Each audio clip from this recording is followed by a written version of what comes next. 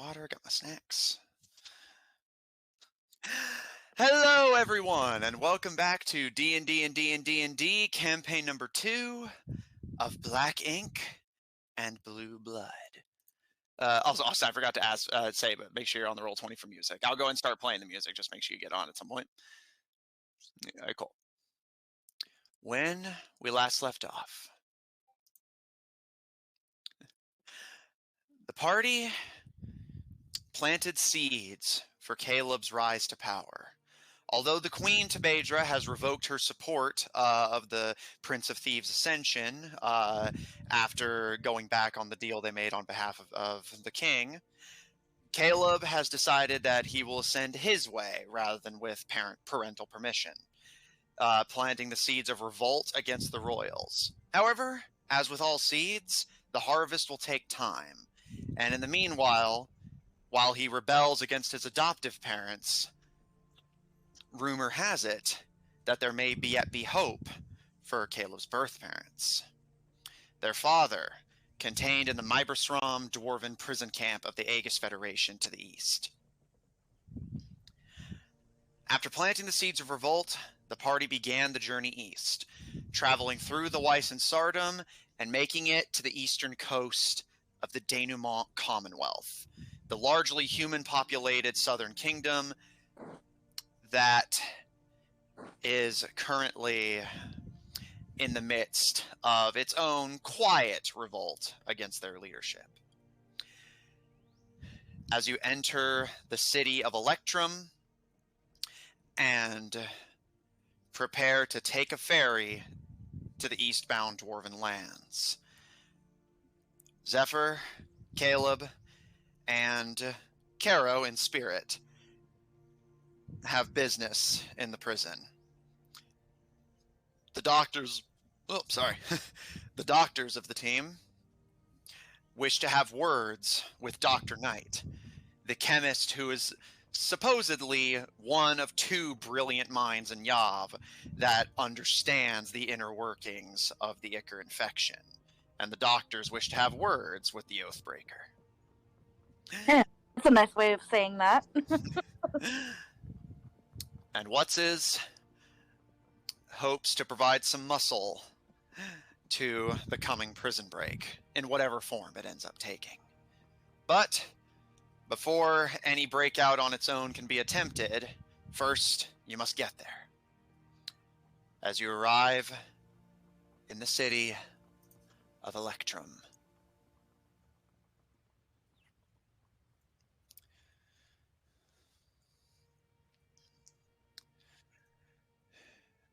as you enter the Denouement city, having traveled through a few Denouement lands at this point, you guys have kind of gotten at least a decent grip on what the Commonwealth has to offer. As mentioned, the Denouements once commanded great respect in Yav. However, after the War of Gilded Roses, their respect and authority has... Roses? What's that? The War of the Roses?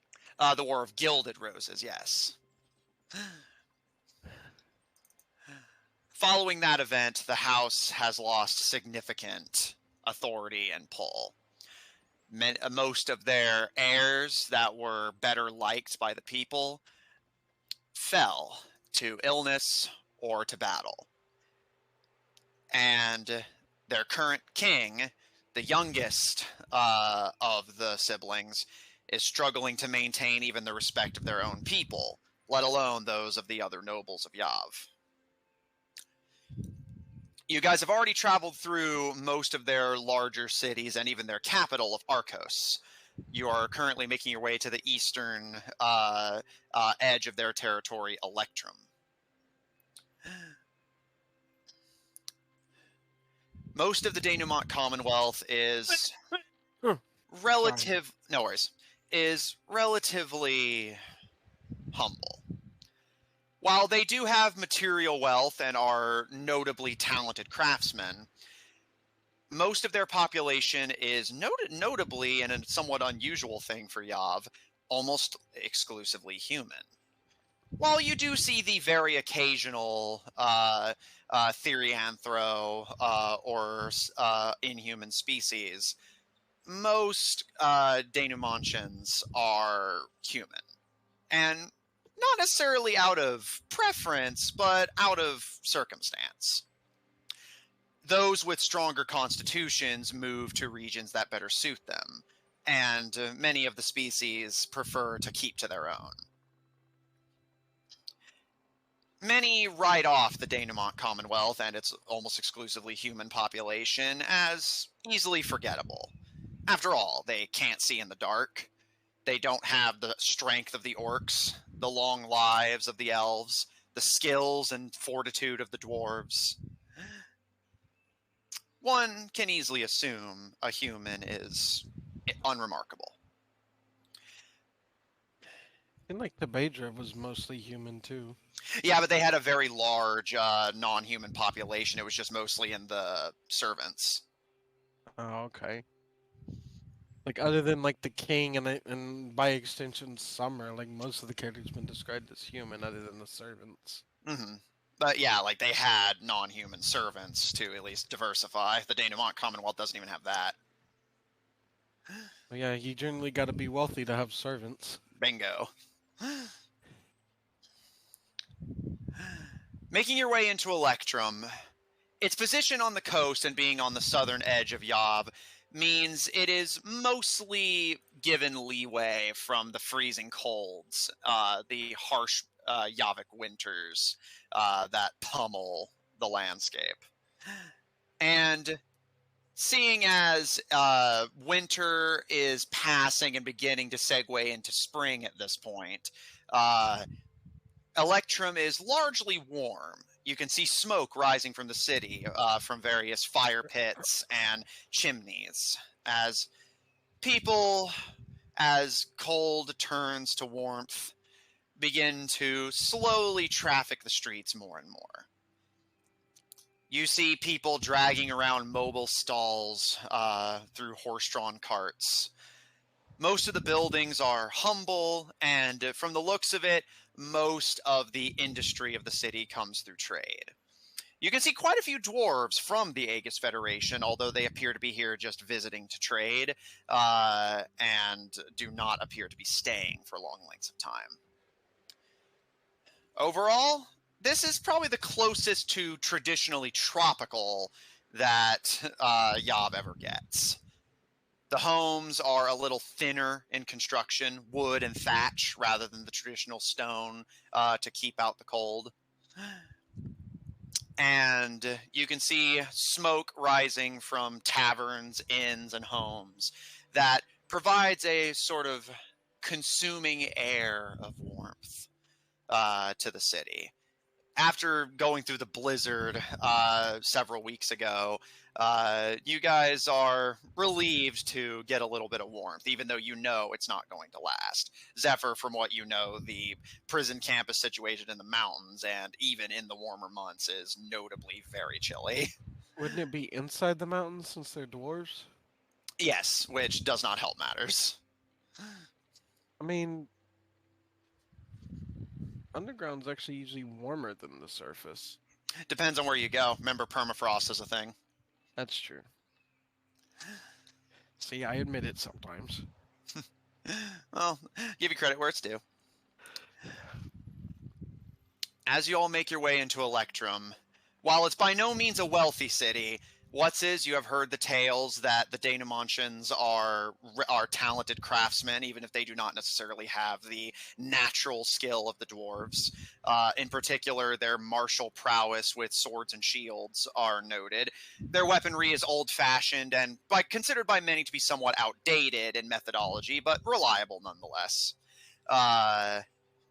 Lucian, in the distance across the coastal city, you can see the large ferry that is preparing to take people across the Eastern Bay to get to the Aegis Federation itself.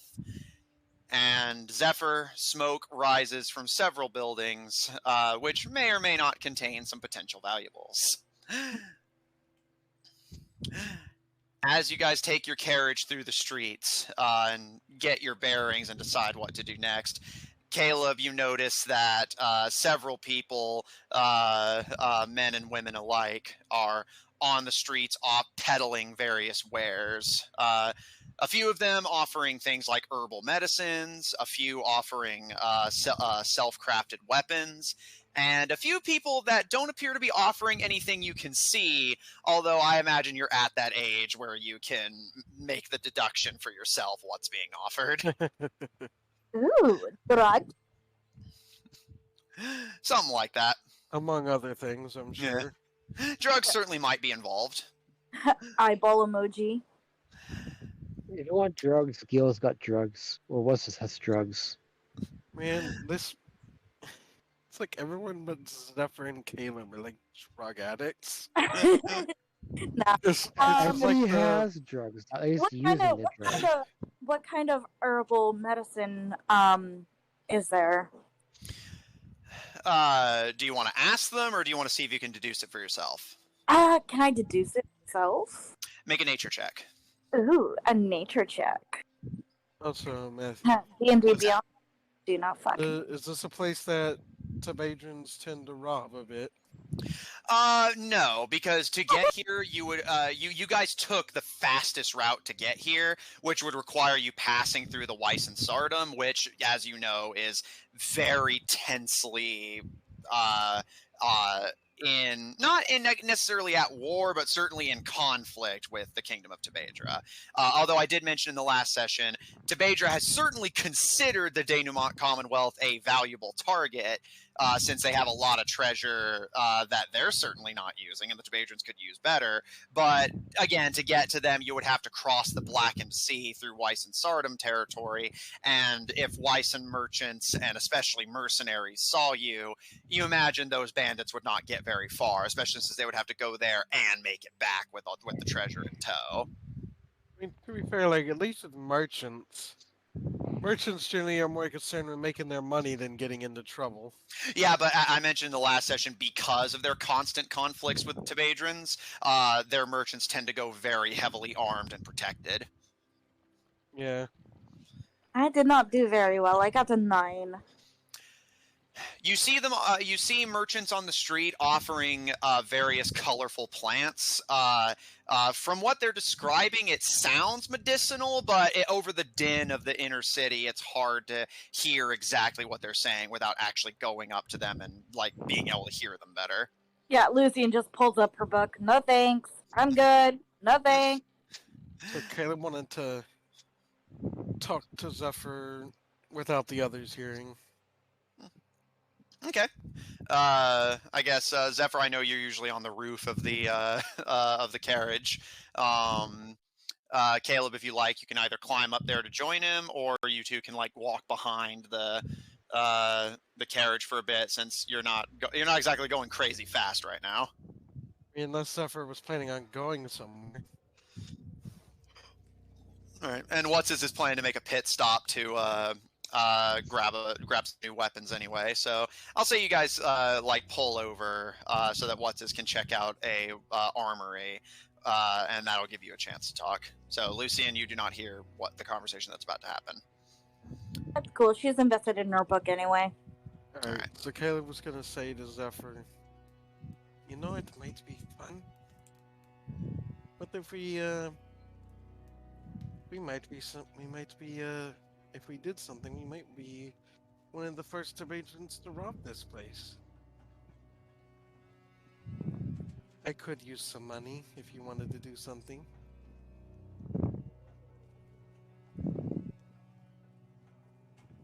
I don't know, you're usually the one who's pretty good at seeing good takes.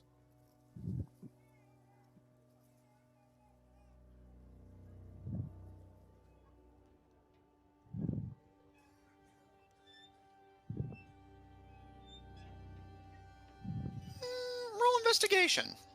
Can Caleb help? Absolutely. Roll investigation with advantage. Since we've stopped, I'll have a look at the medicine. Okay.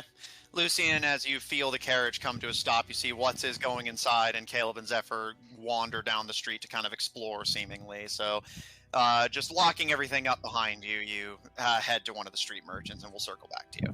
Okay. All right. And what was the other role? Just again for reference. Okay. Okay. The Tebadrins, you take off down the street and begin to look around. As mentioned, the Denouement Commonwealth is a bit on the poor side. However, that does not mean it is completely devoid of opportunity.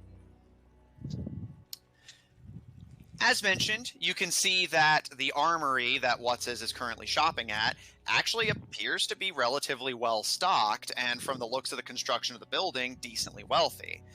You imagine if you were to take a little bit of a look in the inventory, you could probably find something valuable that you could either sell or make use of. Caleb, you specifically notice two things that Zephyr misses. One, you notice that most of the terrain you guys have been passing through has been relatively flat, just with a few hills breaking up the monotony. And you can see higher up on the hills, away from the coastline, the buildings get a little bit better constructed, larger, and carry symbols of wealth. From the looks of it, it appears to be noble families, or at least they were at one point. There is a upper class neighborhood to this city that you could rob if you wished. And Caleb, you also notice, Zephyr misses this, that down by the docks where the ferry is, there is a shipyard with several very well-furnished looking vessels that are floating in the docks, not currently being used. If you could make your way on board, perhaps there's something valuable there. And of course, shipyards tend to have valuable documents that can be sold to the right person for a good price, pirates and the like. However, both of you do notice as you're surveying for potential hits that this city is noticeably very tightly patrolled. You see fighters with swords and shields, presumably town guardsmen, although you do notice they're not wearing a distinct uniform and seem to just be almost like street-clothed militias, but they patrol in tight groups and formations up and down the streets pretty consistently. This is, off the top of my head, this is probably the most patrolled city you guys have seen in your travels yet. City seems to be very well patrolled.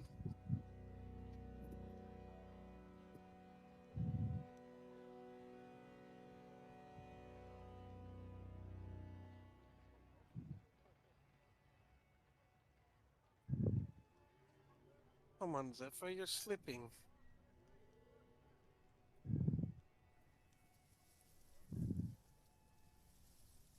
What? You tell me Zephyr Pedra isn't interested in a little bit of robbery.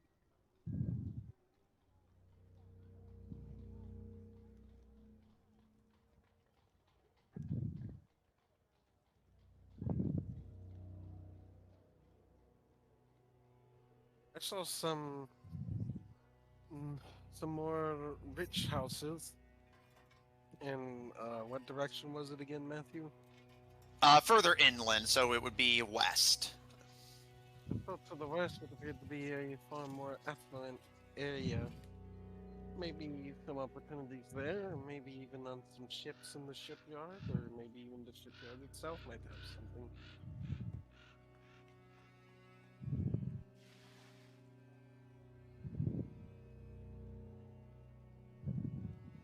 That is true. I don't know how long the others want to wait.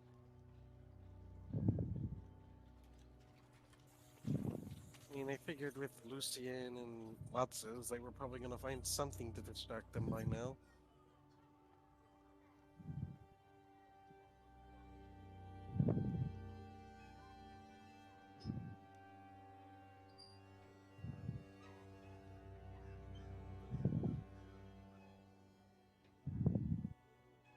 Yeah, but let's be honest. Me and you, we could probably do it better than he could.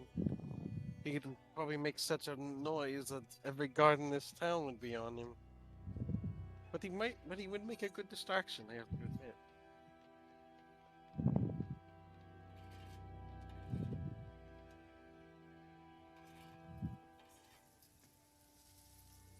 But like me and you, we could get in and out and nobody would even know.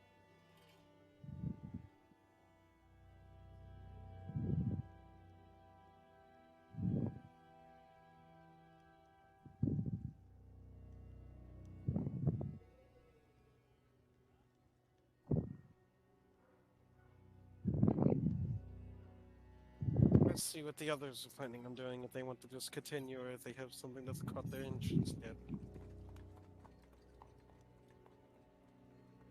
I'm sure even if we don't get to hit this place up, there will be opportunities within our destination.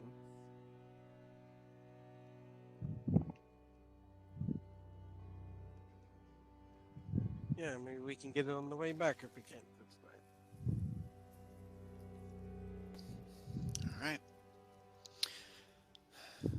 Lucian, you approach the herbalist that is offering colorful plants on the street.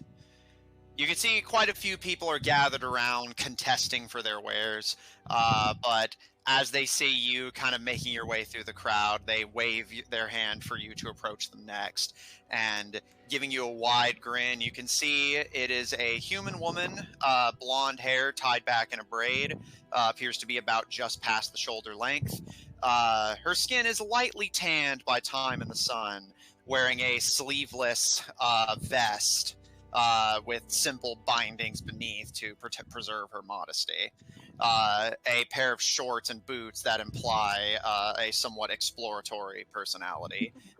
Very, very practical, almost safari gear, basically. Okay. And she gives you a polite smile as you approach, blue eyes gleaming beneath the hair. So, what can I help you with? What do you have?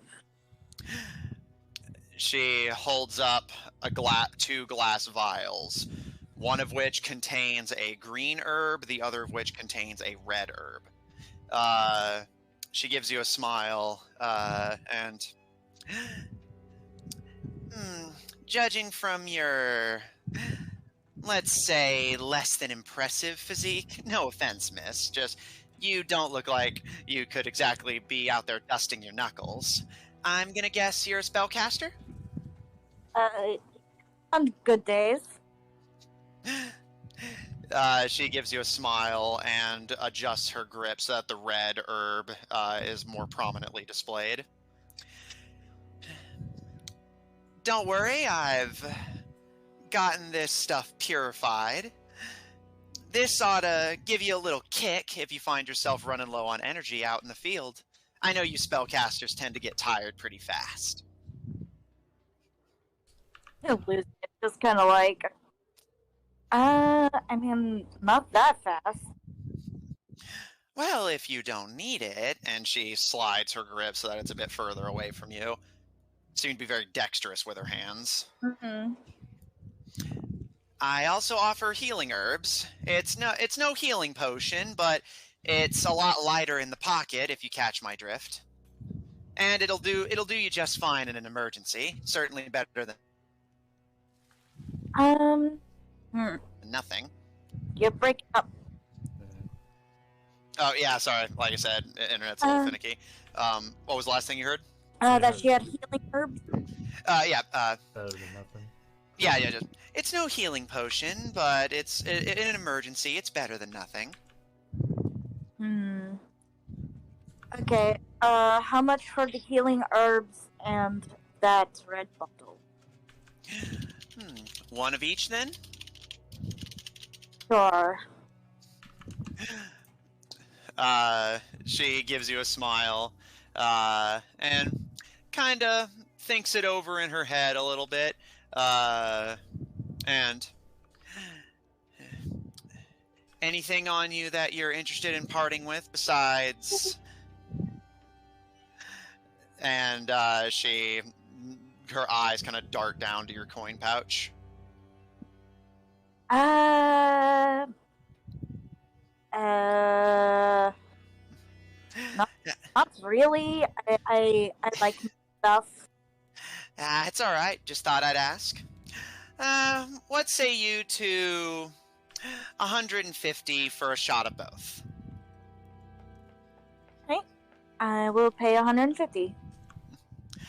She hands out the herbs to you and takes the gold from you. And as she kind of counts it out, she kind of glances up at you through her eyebrows. And word of advice: if you want to save on space even more, you can mix those together. Really, that's interesting. I wouldn't suggest having someone who's not a professional do it, though. Things can get a little interesting if the mixture isn't done properly. And Well, she gives you a mischievous smirk. I am learning to be an alchemist. Alchemy is not the same thing as chemistry, dear. I know chemistry. Well, then you'll be just fine.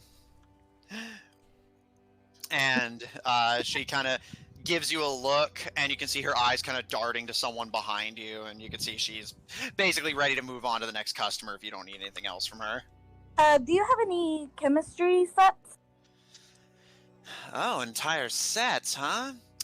I think I may have something in the back, if you don't mind it being slightly used. Yeah. Sure. Don't. I mean, whatever. Well, that sounds like the answer of someone who's definitely sure what they want. That's the best I can get right now, so.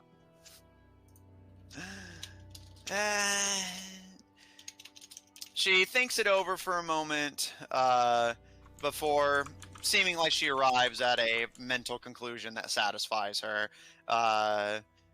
She shrugs and 50 gold?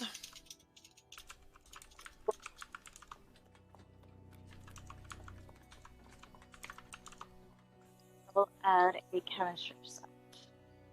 And then I'll go back to the cart and go back to my book. See you around. All right, you behind the elf. What you buying?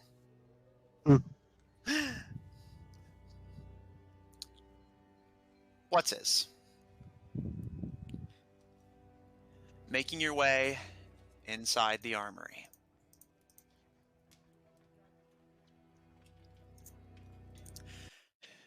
As you enter, you immediately get the impression that this is definitely someone's house that just got kind of converted to a place of business, likely out of necessity.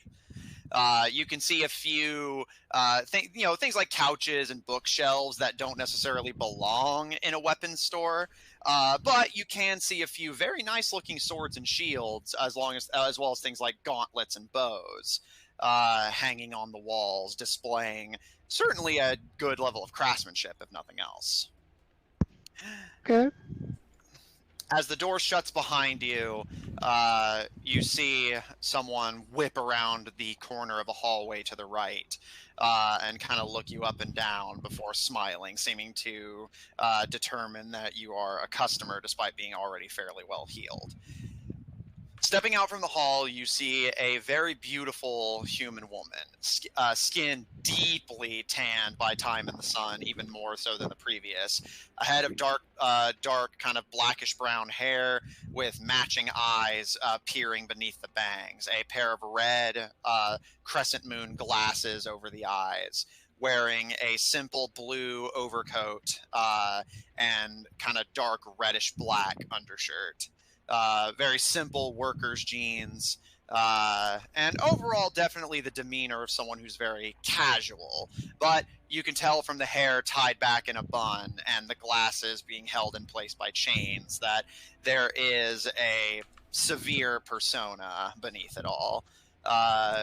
And leaning against the door as you look over the weapons, she gives you a smile and, "How can I help you, handsome?"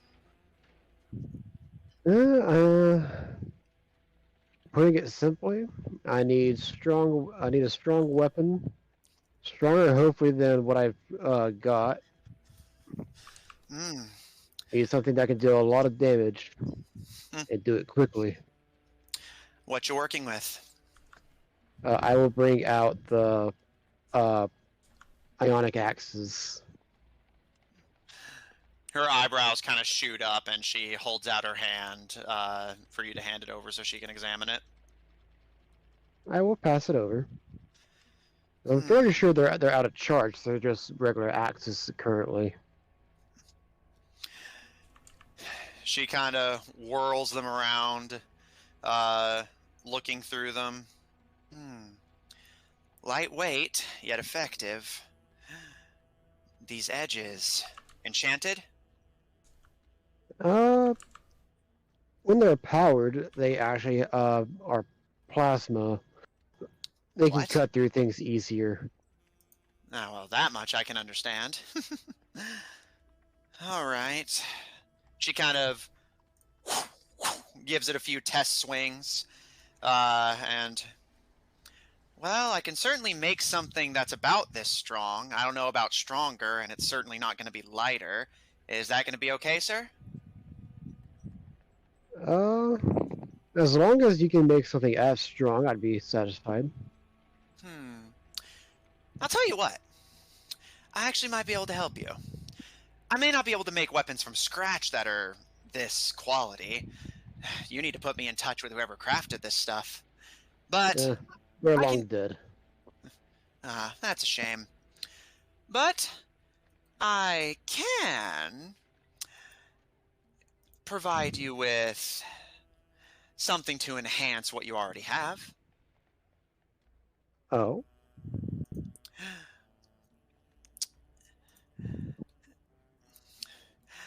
I occasionally dip into getting holy regents from the churches around here. If you coat your weapons in it, it makes them a little bit stronger, especially when you're dealing with demons or undead. And how long does it last? Let's see. Coat something like this. I'd say it'd last for about a minute, although it'll probably all go into the wound once you create it, so I don't expect it to last after use. You have anything more permanent? Permanent. Let's see here. And you just want a melee weapon? Not interested in arrows or anything like that? Yeah, I'm not really a long-distance person. But if you have a lance, spear, melee, I'd take any of those. How are you with your fists? They're mediocre, as he looks at his metallic arms. Well, something like that's certainly going to hurt, coordinated or not, and I don't imagine you have to worry about breaking anything. Not anymore. It's mostly used by rogues, but I do offer special gloves that you can put poisons in. Give your punches a little bit of extra kick. You'll have to provide the poisons yourself, though, but there's plenty of herbalists in town. My wife actually offers special herbs. I can direct you her way. Well, I have 2 people in my group that are really good with herbs. Well, then you'll do just fine. So, what do you think? How much are the gloves? 25 for the gloves. I'll throw in vials for the knuckles for 5 gold. And I may not be able to deal in poisons, but I do offer vials of shredded glass. It's no poison, but it'll certainly hurt, especially if it gets in their eyes. I will take the gloves. And, so you don't have any other weapons that might at least be as strong as the axes? If I can make you something that's as strong, but it's going to be heavier. How much heavier? Do you have an example? This thing feels light enough that you could probably throw it. Something like a hand axe. I'm afraid any axes I provide you, they'll be about as strong, but you're certainly not going to be throwing them unless you've got a good throwing arm. Yeah, I do, but I tend to like to hold on to my weapons when I fight. Doesn't do Probably for very the good if you best. throw it. Never quite got the appeal of that sort of thing either. I apologize, but it seems you already have gotten some well-crafted gear. I can offer you something different or something about as good, just heavier. I'm afraid I can't offer you much in the way that's outright better. My apologies, sir.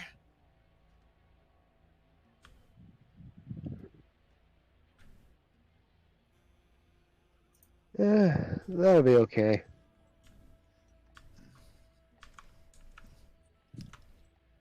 So you said 25 for the gloves and 5 for the vials? Yes, and I'm willing to include glass in the vials. At the very least, that'll get you one free shot. Well, free to the tune of 20 extra gold.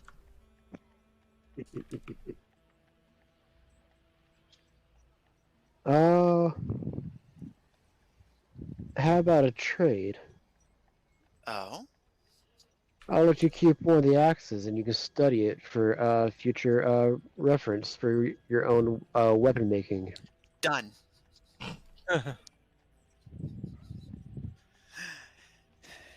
She slings the axe over her shoulder and gives you a smile before slinking down the hallway and disappearing for a bit. When she reappears, she is devoid of the axe, but is holding 2 leather fingerless gloves in hand.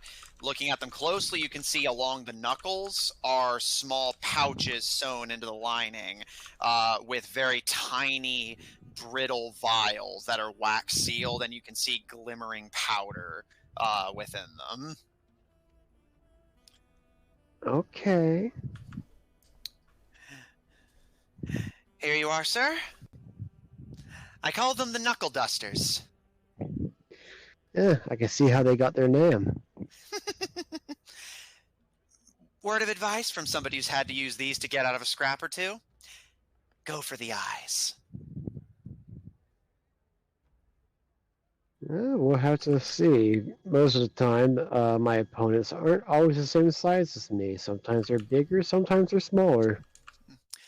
Well, I find there's plenty of places to hit somebody where that'll certainly get them on their knees. And you can see her eyes kind of rake down. He actually laughs at this. Hard to do that to a robot. A what? Mechanical creation. I'm afraid I'm still lost. Metal creature. Hmm. Are you thinking of a construct, sir? Yes, intelligence wasn't my strong suit. Oh, Still isn't. I'm assuming it's a foreign word. I don't get out much.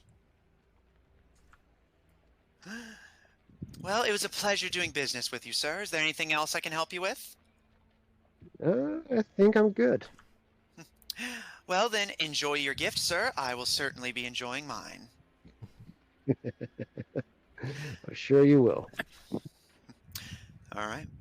And what's his? I will need to add this to D&D Beyond, but you can go ahead and just put it on your character sheet so you know you have it. You now have the knuckle dusters.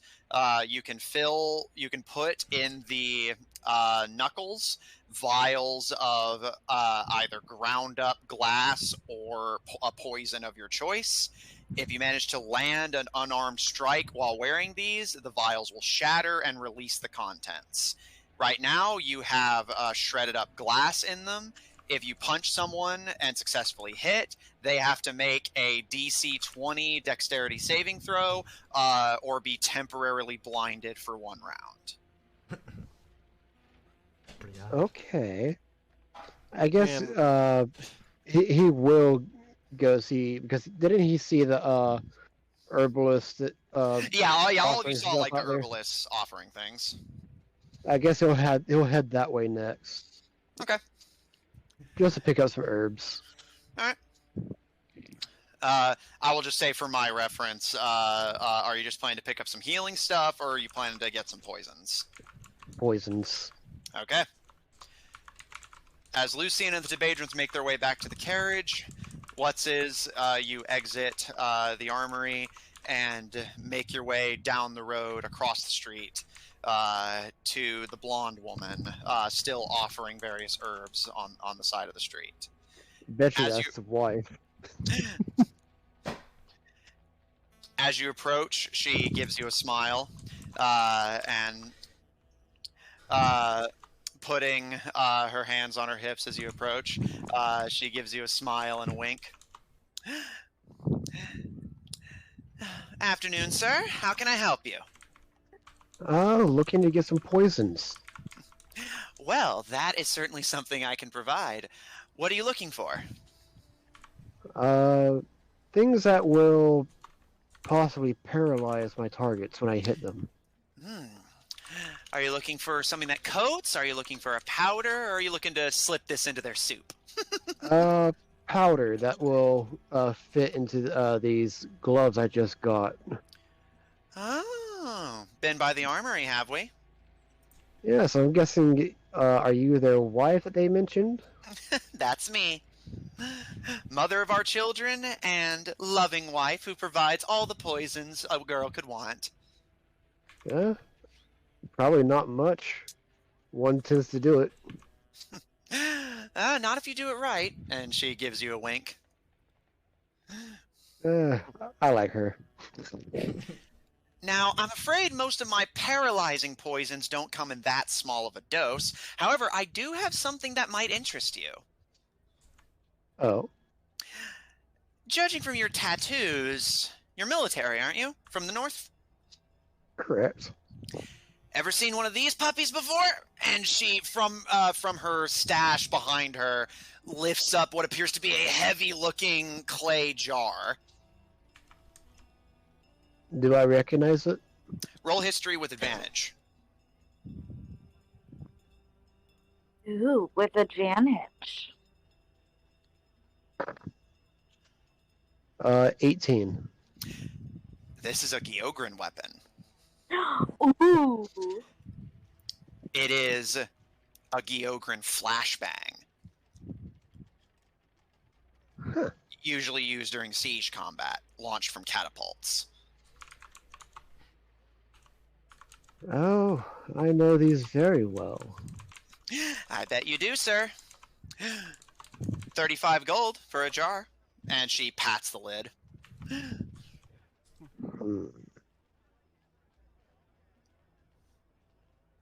I will get, let's say, 4 jars, if you have it.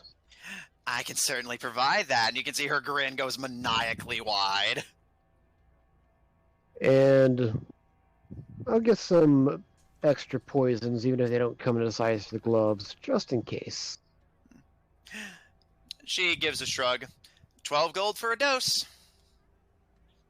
Okay, let's see.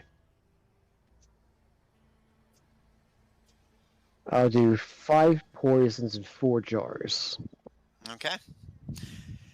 She takes a moment to mix a few of the colorful herbs together. You notice her mixing what appears to be red and green herbs together, making this kind of yellowish mixture that she lets fall into a powder into very large vials, which she promptly corks and slides to you one at a time.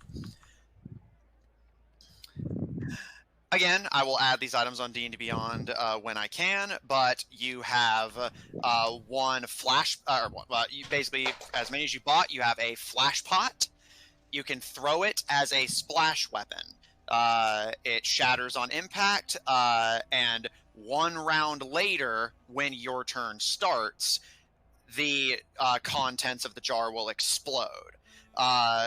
While they will take very slight damage, the main benefit is that the target will be deafened for 1d4 rounds and have to succeed on a DC 12 Constitution save or be stunned for 1 round. This affects all creatures within 5 feet of the blast. They can use an action to get the contents off of themselves before it detonates, but of course that will consume their action. Okay. And the poison works the same way, it's just you can't throw it because it's not in a conveniently throwable jar. Okay, but he could easily coat Basically, it on one of his as weapons. an example, you could slather this stuff on something. Your group has around 6 seconds to get distance, and then it'll detonate. Okay. Basically, yeah, you have some fused C4. I like this. And you wouldn't be willing to trade as well, would you? Depends on what we're trading, sir. I would bring out a flask of Star Blast. You know, you're not technically supposed to have this stuff. Only if you're caught. That's my boy. What do you want for it? The 4 flash pots and 5 poisons, and you can have the entire flask. Thank you, sir, but I'm afraid it's worth something to me, but not that much. I'll give you 1 pot for the flask. The rest, I'm afraid you have to pay for. I have more. How much you got? Well, considering you said 1 pot was worth 1 flask. Let's see, I'll bring out another 3 flasks. And then I'll pay for the poisons. Roll persuasion.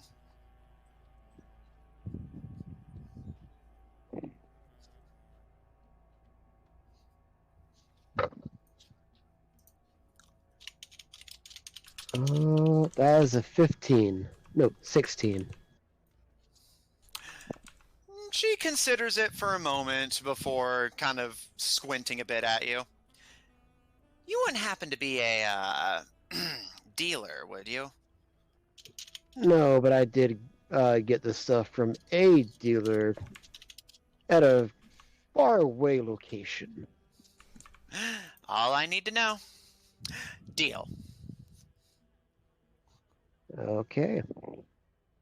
And then I'll pass her the 4 flask and 60 gold.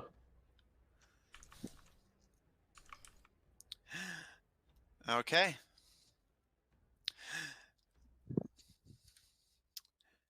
Receiving your poisons and explosives, you conclude your trade with the herbalist. Come back anytime, handsome. I'm always eager to do business with adventurers like you. Oh, I'm sure you are. She kind of sticks her tongue out at you and winks before waving over the next customer. And he will head back to the cart. All right. Lucian, you and the Tebadrins are only left waiting for a couple minutes before What's-His returns, laden with several ceramic clay pots, a few new vials, and a new set of leather fingerless gloves. Your clothes? Yeah. Apparently, if I'm ever, disarmed, weaponless, these can hold poisons and other powders to help pack a punch. Quite literally. Yes. Exactly. You boys find anything interesting? Talking to the Tebadrins.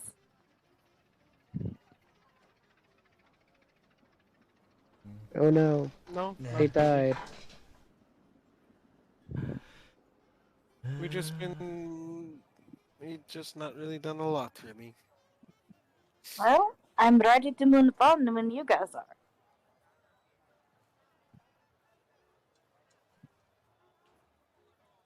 Oh, we're gonna go on top of the cart. All right. You guys want to make for the ferry then? Yes, so he's gonna put his flash pots in his bag of holding, Okay. so they don't go off. Yeah, fair, totally fair. And that would suck. Yeah. Like one of them springs a leak because you're like sprinting around with a backpack, and like 6 seconds go by, you have just enough time to register. My back feels wet before. Hey, wouldn't be then the it first time his weapons have been used against him. Fair. I mean, that's practically his running trend. Also fair. You guys make your way further down the eastern slopes of Electrum. There's this noticeable downward divot. Lucian, you start to notice what Caleb picked up on as well. The very extreme amount of plainclothes patrols going up and down the streets. And occasionally you see them stop and question some of the merchants who nervously give them answers before the patrol moves on to the next destination. Is this like necessary? Based off of what I'm seeing, would it be a reasonable assumption to think that they're looking for somebody? Roll insight. Could I help by also trying to figure out if they're looking for someone? I'll allow that. Roll insight with advantage. Give me both results. Okay, the first one is a 9. The second one is a 17. You aren't really sure. It's certainly possible. They're definitely expecting an answer that they're not getting, but you're not sure exactly what it is. Again, there's a lot of commotion in the city, so it's hard to overhear the specifics, especially since most of the conversations are obviously fairly quiet. However, Lucian, through some snippets you're able to overhear and kind of piecing it together. You're not really familiar with a environment like what's happening here. It just goes against what you're used to in Geogre. Lucian, however, while you've not experienced it yourself, you've heard stories of it and are familiar with the concept. What you're seeing here is a rebellion. Ooh. A plainclothes militia that are not affiliated with the Denouement Commonwealth officially are, from the looks of it, interrogating people, and from what snippets you can overhear, if they're basically trying to determine who is or is not in support of the rebellion. While you have not seen anybody answer in the negative, you assume there will be some form of consequence for those who say no to a fully armed patrol of militiamen. Now, could I use my observant feat to maybe read some lips and see, like, what they're talking about? Let me check. That is a thing, yeah. You can read lips, essentially. I'll say. As Well, long let's as hope they don't. Let's hope they don't talk to I us. understand. Yeah, as long as you understand their language. Yeah, by the way, oh wait. Since this place doesn't really get robbed by tip agents as much, Caleb probably doesn't have to worry too much here. Yeah. I know in the last place he had to pretty much hide his identity. Yeah, just because you were in areas that would know who you are and that you're not exactly on good terms with them. Lucian, as you squint and manage to get a good look at the face of one of the militiamen who pulls aside one of the dealers on the street and start interrogating them, the woman kind of nervously answering their questions and trying to wave them off and get them to leave. As you read their lips, you're able to make out the at least core components of the conversation. While being very rude unnecessarily to the woman, using terms that I will not use here, the man quite simply interrogates her on that from you being able to read their lips. They want to know where the last loyalists to the king are hiding, and if the woman has any information on anyone loyal to the king who is passing through this area.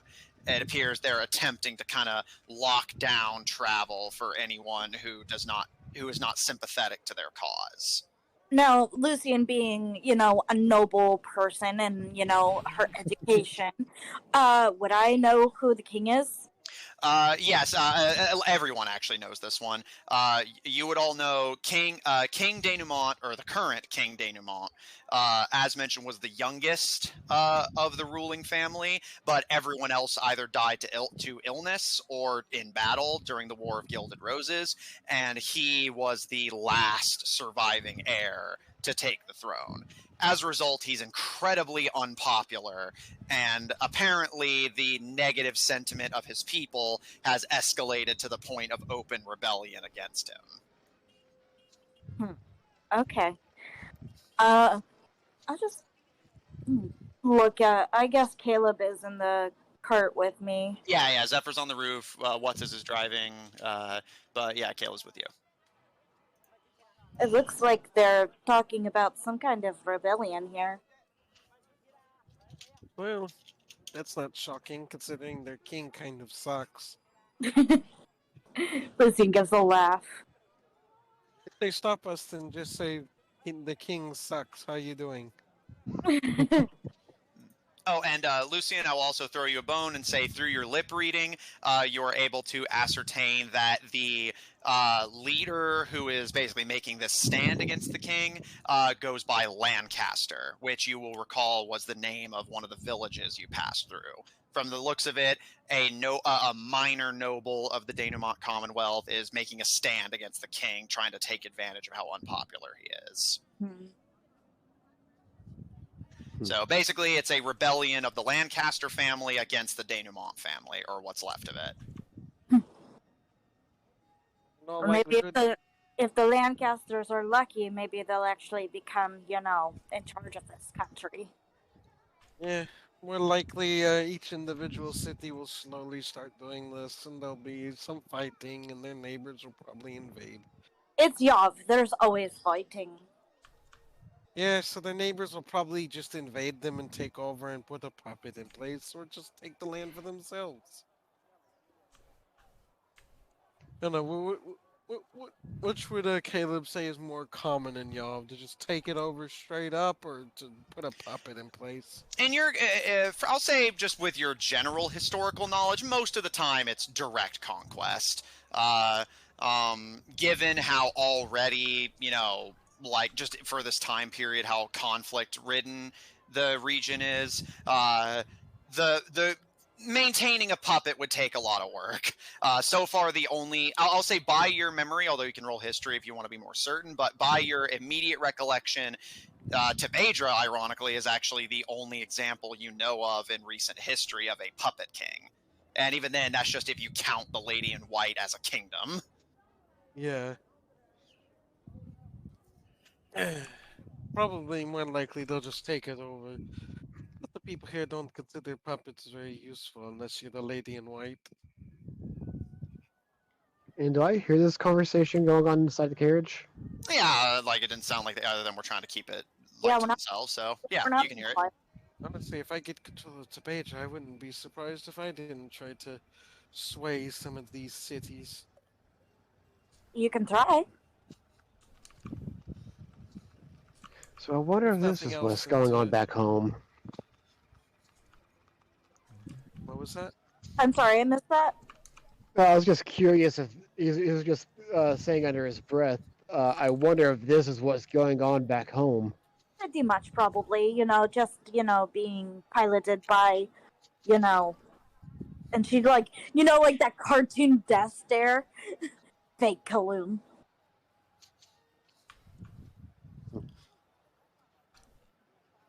Nothing else. I may have to do it if nothing else than to stop the Sardom from getting any more powerful. The last thing Tebedra needs is them getting any advantages.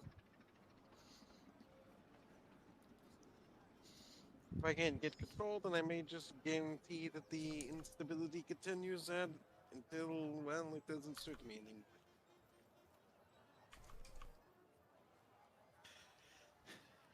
As you guys make your way down the sloping hills, you get further away from the city and more towards the sea. You notice that most of the city is actually built a pretty good distance from the coast, likely because they're concerned of flooding. So as a result, you're mostly passing through farmland or just completely undeveloped areas. There is a well-traveled path, and you can see plenty of people, cart or no cart, traveling with you or going up the road away from you. But this area is largely uninhabited, except by the destitute, the desperate, or workers. Didn't we buy What's that? Didn't we buy a map? Yes, you. If I recall, you did buy a map of the region. So we'll Yes. out the map and try to find the best way to go. As you make your way further down, Lucian pulling out your map for reference, Zephyr, from your elevated position, you can see that you're getting close to the shipyards. You can see that this narrow bay between them and the Aegis Federation splits both ways, north and south, and goes out to the Blackened Sea. And while there are a variety of military and trade vessels sitting in either getting repaired or just otherwise not really being used out in dock, you can see that a galleon is currently sitting in dock with a few people coming and going off of it. You imagine this is likely the ferry that was recommended to you. You can see that this ferry has the name tag on the back of the Pyro.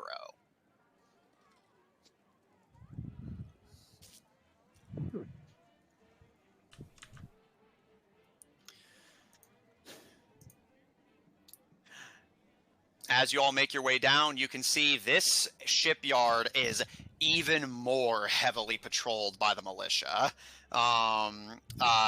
Wait, it's called the Pyro. Yes. Lucian squints at it. My kind of ship. Not mine. The ship's called the Pyro. You know, Lucian's thing with fire. You certainly wouldn't want someone with that interest on a ship. Yeah, good thing Lucifer's not here. As far as you know. Don't fucking say that shit.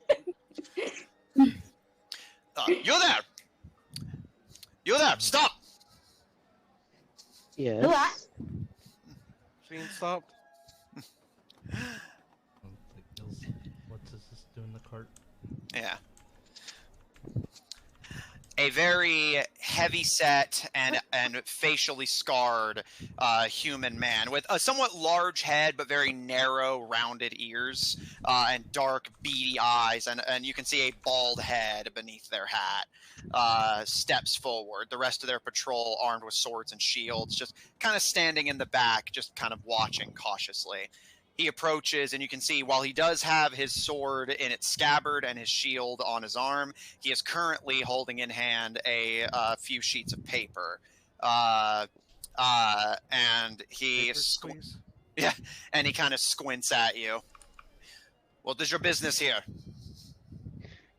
Just traveling over to Aegis. Yeah, obviously we need the boat. What business do you have with the dwarves? Business. Yeah. Trading, buying. Not very many goods for a trader. And he kind of looks over the carriage. Oh, we're I didn't say we were good merchants. And it's we're hidden. buying some stuff from them. Besides, I have magical holding. That way thieves can't get our supplies and we're not looking. May I have a look at your inventory? You can look. Don't touch. It might bite.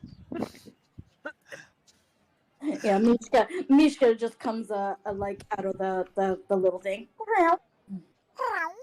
So I will open the bag and let them see the 4 flash pots and a couple poisons and his extra weapons. So, yeah, I'll say, to save time, is there anything you're going out of your way to hide? Since he found out that the Star Blast is highly illegal here, he's making sure that that stays at the very bottom of the bag. Austin, don't you have Star Blast? Yeah. I'm searching his inventory right now. Yeah, because only Watson has said that he's got inventory. So he's the What- only one really being checked. What's his roll Sorry. sleight of hand? And no worries, by the way.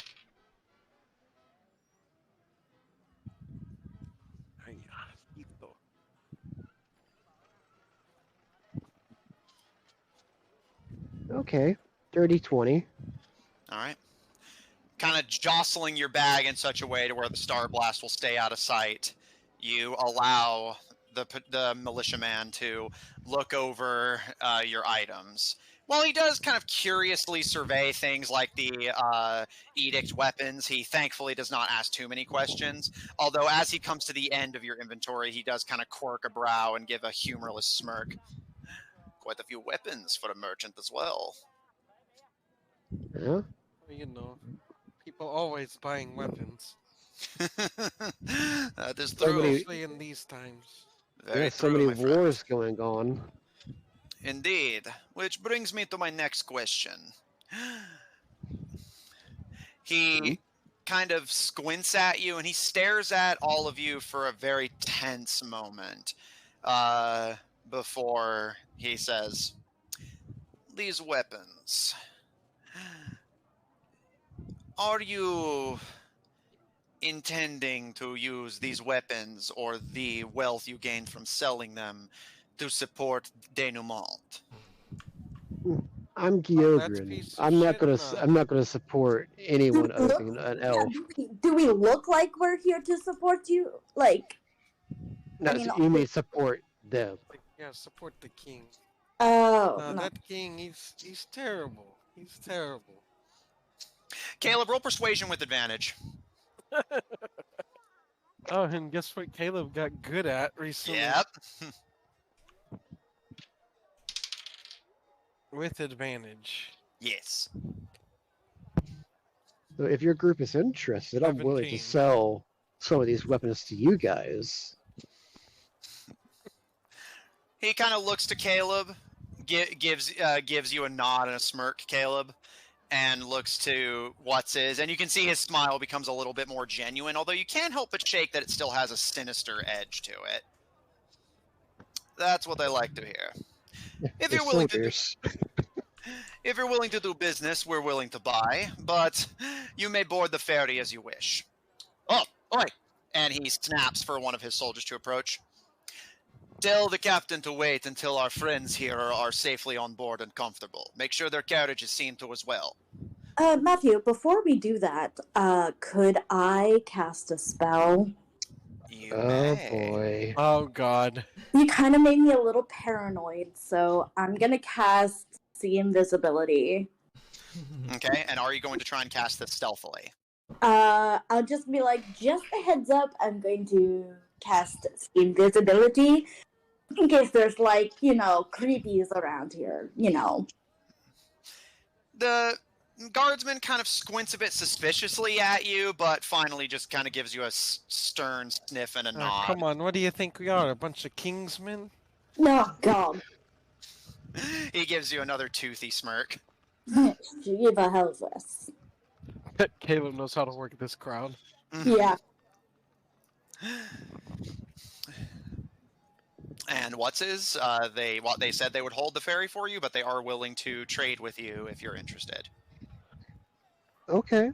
Okay. I'm trying to remember how many weapons it was.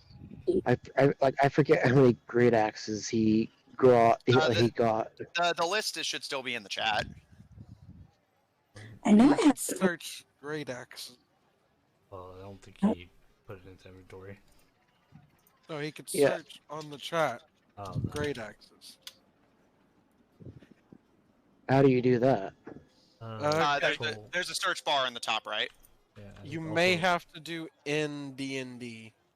Yeah, you can also do control F, like some places have. Yeah, you probably have to do I see the in- search bar, but I don't see the great axes popping up. Here, I'll try and help you out here real quick. Duh. No results found. I'm looking for it. Uh, Yeah. There it is. There's He's holding on to his javelins, but he's going to sell the great axes, and I think he's got a great sword. There you go. I found the list. Yeah, you have a long sword, a great axe, some hand axes. How does it spell great axe? Oh, it's one word. Yeah. That's But yeah, what so you're selling every weapon except for the javelins. He's selling the daggers, hand axes. He wants to keep the longbow. He's going to sell the great sword, great axes. He's selling all the basic stuff. Okay. All right. So for the hand axes, all right, 10 gold for the hand axes. For all of them or just one? All of them. Okay. And see invisibility lasts for an hour. Noted. For your sword, 7 gold. So just to be sure, can Caleb insight the guard real quick just to make sure he's not, hiding it, being any fishy at all? 'Cause he said he got that slight smile on him. Roll insight. Insight. Man, maybe I should get Caleb good at that next time I can. There are ways to do that, yeah. Okay, I got a 10. You get the impression that he is hiding something that makes you suspicious, but you're not sure what. Oh, the patrol's been soldier. As he's looking over his weapons and negotiating prices with him, he stows away his long sword that he was given and hands it to one of his guardsmen. As smooth as we can hope them to be, young man. We deal with the occasional troublemaker.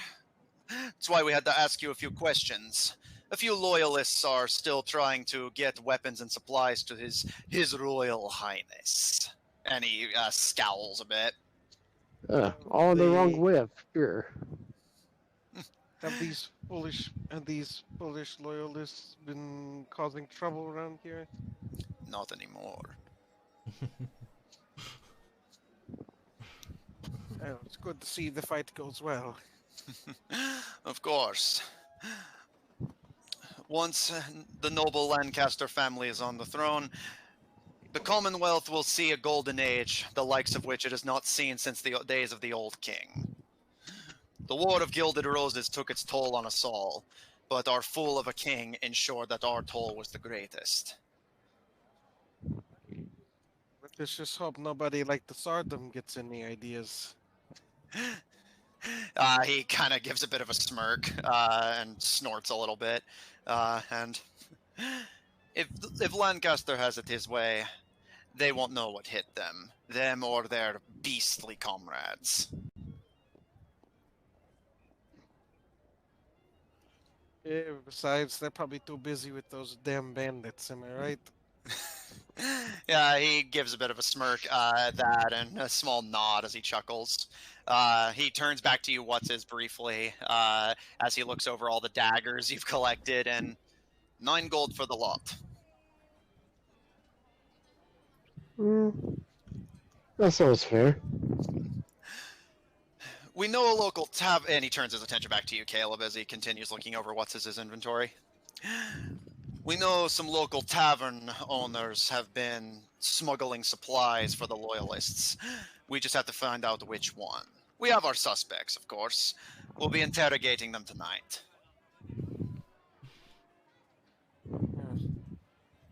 Hopefully you don't keep the townsfolk up. I know how those interrogations can go. As long as he cooperates with us, we should have no problems.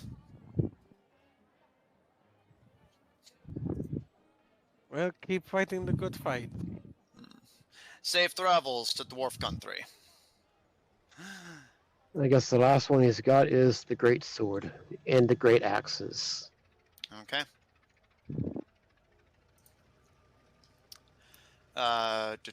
Great sword and great axe. He looks over them and seems admittedly surprised at their quality. 40 gold.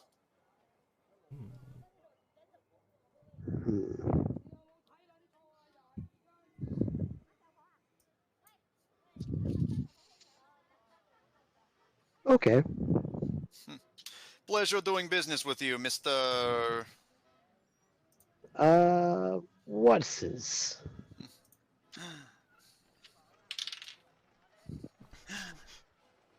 Oh, does he recognize that name? He might. Let's find out. What's his? And he kind of, you can see he glances to your tattoos and to your ears. Back from the dead, are we? Yes, I like to keep it that way. He gives you a smirk, and he kind of looks around, almost like he's seeing if anyone's listening, before he leans in and gives you a wink. You're not the only one, comrade. Keep the I change. know. Being dead has its benefits, doesn't it? That it does, comrade. That it does. I'm curious. After he said that, do I recognize this guy? Roll history at disadvantage. Because he sounds like he's got personal experience on this one. Like, 15. He is familiar to you, but in that way that you can't quite put your finger on who. Like it's like you feel like you should recognize him, but you can't quite put your finger on who he is exactly. You know he's military, and you may have either fought him at some point, maybe fought alongside him, but you just cannot remember specifically for the life of you. Well, we'll leave it at that. Digging into things tends to not be good when you're already discovered. Yeah. Eventually, the guard he had sent away to the pyro comes back and gives a bow to the leader. Captain, the pyro is ready to receive our guests, sir. He claps his hands together with a sinister smile and looks over all of you with his dark, beady eyes. Well then, I suppose our business is concluded. Tell the dwarves we say hello. Oh, we will. We'll give them your best. What is your name? What name should I give them? Call me Arcata. Arcata. Okay, now does that ring a bell? You definitely know he was a general, but you don't remember who he worked for.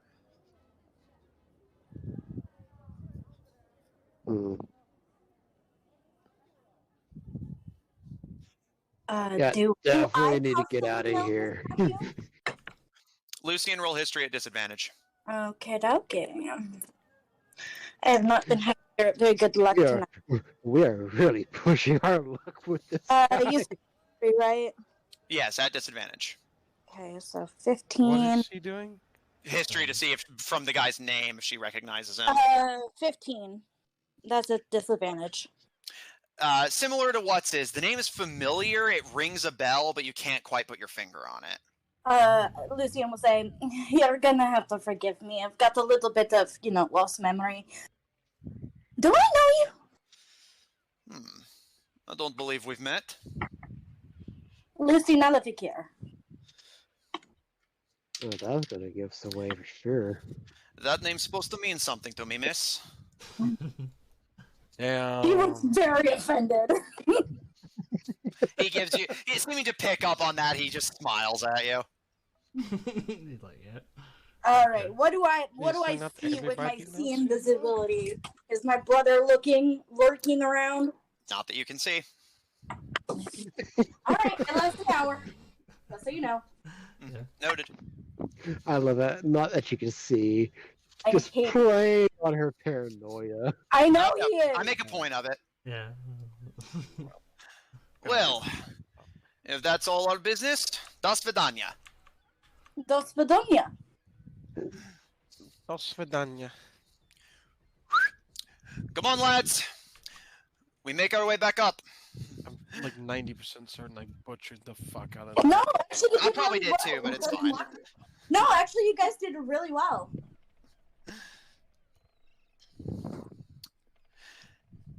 Arcata and his men make his way uphill leaving all of you alone. Your position on the pyro has been secured.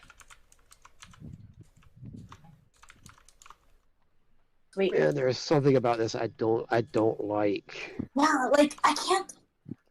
It's like I know him from someone, you know? Well, it's not even that. It's like I don't trust this dude. Not as far as I could throw him. Or do you think you could throw him? Well, yes, sir. I wouldn't try very hard. Not very far. So something is Downloading mini. not right. He had this weird look in his eyes. Well, if it makes you feel better, I don't see Lucifer anymore. No, I'm not worried about your brother. I'm always worried about my brother. Now it's Lucifer's turn to get offended. Oh, she's just being a big sis. I mean that Gil's not worried about him. Or Oh, wasn't worried about him. You'd be like, gasp, how dare. Yeah, Alright. Gil says he didn't trust Zephyr as far as he could throw him. That wouldn't be saying a lot because he probably throws Zephyr pretty far. I don't know though. Zephyr's dedicated a lot of his build to specifically not being thrown around. I mean, like, Yeah. if he, if, like, I mean, it, like, the saying assumes he is able to throw him. Fair. Alright. Do you guys have any other business, or are you content to board? Nope, And let's he could go. probably throw Caleb pretty far too if he wanted. Yeah, I'm content to board, but he is going to be on guard. Mm-hmm. Yeah, I was gonna say Caleb was gonna, keep an eye out. Yeah, I'm definitely keeping my eyes peeled, and I'm keeping the spell up. Okay. As you guys pull the carriage closer to the ship, one of the sailors, dressed in a kind of dark sailor's outfit, wearing a small cap to shield him from the sun, approaches you. You can see he's got a thick black beard and has a woodcutter's axe on his belt. Approaches you and are you the passengers who just got signed aboard? Oh, we are. Though I'm not sure if they paid you. How much is passage? He holds up a hand and smiles, and payment has already been arranged, comrade. If you wish, we can take your carriage. You may keep your personal effects and climb aboard. Really don't like how he said that. We've been told to give you the luxury compartments. Is that amendable? Lucian looks very suspicious. And what does that entail? He kind of gives you a bit of a grin, and have you ever been on the ship before, madam? I've been on a flying one. You can see he kind of tilts his head in confusion before shaking his head, and I thought airships were a relatively known thing in this setting. not to the common man. Oh. But don't the pirates have airships? Yeah, These but aren't pirates. only the bear in mind, only the best pirates. Oh, okay. Let me put it to you this way, ma'am. Do you want a toilet during this trip, or would you prefer a bucket? Lucian looks like a mix between appalled that he would even ask that. She will take a toilets. Luxury it is. Do you wish for me to take your carriage, sir? Please. Then by all means, climb aboard. The captain will welcome you.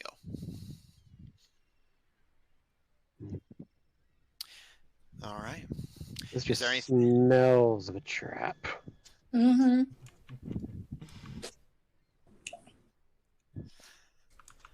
All right.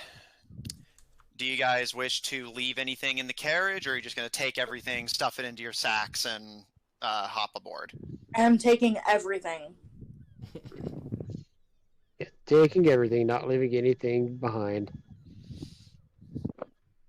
Carriage, anyways.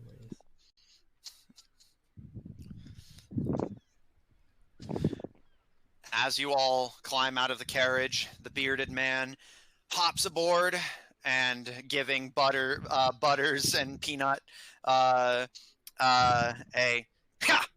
of the reins. He begins Treat them well. I'll be mad if they're not if they're used badly. You have nothing to worry about, sir. They will be treated with the mightiest of accommodations. Mm-hmm. And he drives off to get them sorted out.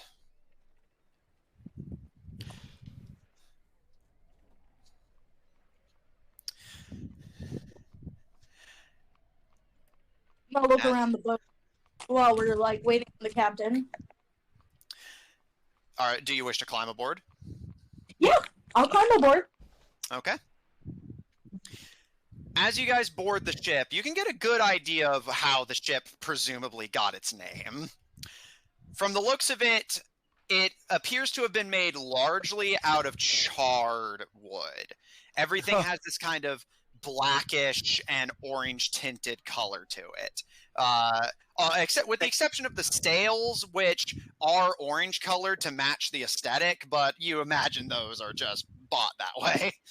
Burnt sails tend to not be very effective. Yeah, that's true. As you can climb aboard, you can see the crew complement is relatively small, although that doesn't surprise you. This is acting as just a ferry rather than a proper merchant ship. You can see most of the passengers appear to be people like yourself. Wealthy Denoumantian aristocrats, a few dwarfish merchants who are interested in selling some goods here and then heading back home. You know the trip is not incredibly long. You may have to spend the night on the ship, but more just because you got here kind of late. Overall, it seems fairly comfortable. And after a moment, Zephyr, you feel a tap on the back of your shoulder and turn to see a woman behind you who you presume to be the captain. And you realize quickly why she went to the trouble of tapping you on the shoulder. The captain appears to be a dwarfish woman. Tiny. Yeah, dwarfish woman. Dressed in a simple, kind of light blue colored sailor's uniform. She has a head and beard of graying hair. Several scars across her face. One of her eyes appears to be blind. But she gives a wide bearded smile to you, Zephyr, as the rest of you turn to look.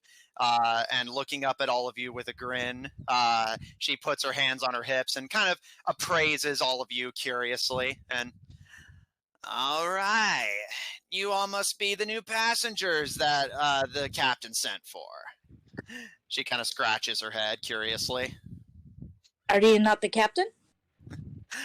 No, yes, I am the captain of the Pyro, dear. I meant the captain of the guard. Oh. I've been told to give you the luxury accommodations. Insight. Roll insight. Okay. They're being too nice to us. They're being way too nice. 6. I totally Like forget. this party's like, they're too nice. Yeah, they're Wrong. It burns. No. She seems like she's on the up and up. You wouldn't have like a spa on here, would you? Are you kidding me? Did you just ask that? Hold on there, young man. I'm not exactly licensed, but I did used to work as a masseuse. Lucian actually considers. Oh my goodness. Oh my good God. I think the arrangements the captain made will do just fine. Suit yourself. Honestly, I could use the entertainment. Make this route a lot. Yeah, it's not much, but keeps the crew happy and keeps gold coming into my wallet. Mm-hmm. How's the Mhm. goings on been in Dwarf Country? She gives a smile and we're doing very well, thank you. We're smart enough to stay out of all of this political nonsense. Rebellion here, war over there. I don't see why everyone can't just mind their own business, huh? I guess mine their own gold. And she kind of like tries to playfully slap you on the leg, Caleb, but she's so strong that it actually kind of buckles your leg and you end up kind of taking a knee a little bit. Should I roll something to see Caleb just falls over? Hey, you know what? Sure, roll a deck save. Roll a deck save. He's actually good at that, so he'll probably be fine. That's Yeah, funny. 19. Yeah, you do kind of briefly take a knee, but are able to quickly right your stance, and she's laughing, so her eyes are closed, and she appears to have not noticed. Yeah, Lucian reconsiders. Got some strong hands to give you a good masseuse. It'll probably be more of a chiropractor section than a Lucian massage therapy. reconsiders. This is a hard choice. Is there anything else I can help you with, or shall I show you to your accommodations before we disembark? Let's see the accommodation. How would you be able to give me a massage if you're like the captain? How does that work? Ever been on a boat before, ma'am?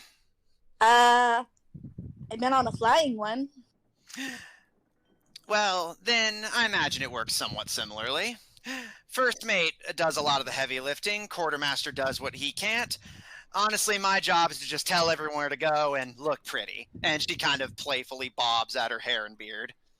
I mean, you got that down. Ah, you flatter me. And you ain't half bad for an elf, my lady. Don't like elves? You know how dwarves are with elves. They never like each other. She kind of waves at Caleb with a nod.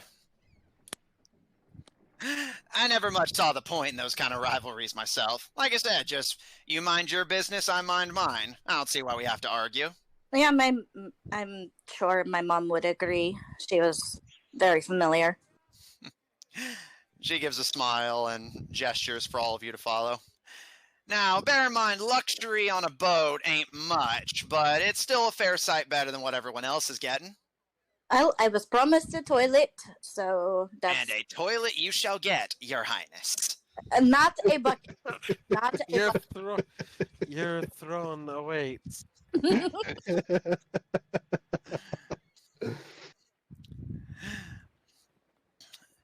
Lucian just kind of like leans into Caleb. You know, I can kind of get used to that. Caleb's like, don't even think about it. I mean, I'm already dating a queen, so... Well, you can have that throne then. But I hope you don't expect me to bow. I don't bow to you, so I don't expect it to do for me.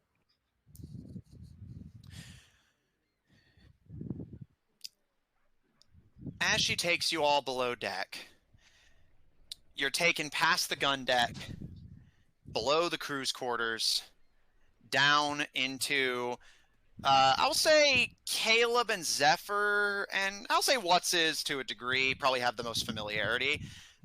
It appears that, given that this is a galleon that has been refurbished to be a passenger ship, it appears they have reconfigured the brig to act as the guest rooms. However, other than the bars, which the gates are obviously left completely open and unused, you can see that there are much more comfortable looking cots, small tables and chairs with which you can sit and eat. And as she takes you further towards the back, to the stern of the ship, you can see that many of the rooms do indeed have toilets. Yay! Though I am keeping my eye out for any funny business. Of course. Yeah, no, I still got up my see invisibility. So, what was the description of the room? Sorry. Comfortable cots, a toilet, a small table and set of chairs if you want to eat in your room. Okay, so it's like one big room. Essentially, yes. However, as she gets to the very back, there is 5 rooms in total, 1 in the back and 2 on either side of you. She stops and folds her hands politely in front of herself and looks up at all of you, or in Zephyr's case, directly at you. It's weird being on basically eye level with somebody. Technically, she's actually a little bit shorter than you. Are Oh. dwarves in this like super short, or are they like Tolkien short? Super short. Very, very short. Yeah, because I think I remember hearing that like the dwarves in Tolkien are actually a bit bigger than dwarves were in mythology. Mm-hmm. These here will be your accommodations. And she looks to all of you with a broad smile and squinted eyes. Anything else I can help you all with? Yeah, Nothing good. comes to mind. Well, then, I hope you all enjoy your accommodations. I gotta make my way up and look pretty for the guests, but please do not hesitate to come find me or one of the other sailors if you have need of anything at all. We'll be serving dinner tonight when the moon rises, and we'll be arriving at our destination tomorrow morning. Here's my question. Happy to help, young man. Well, then, if that's all you have for me. Oh, Sorry. and not a worry, young man. Before I forget, if you need me specifically, call me Pyrrha. Kira. Okay. She smiles, turns on her heel, and starts making her way up the stairs and out of sight, leaving you all down in the brig and your luxury accommodations.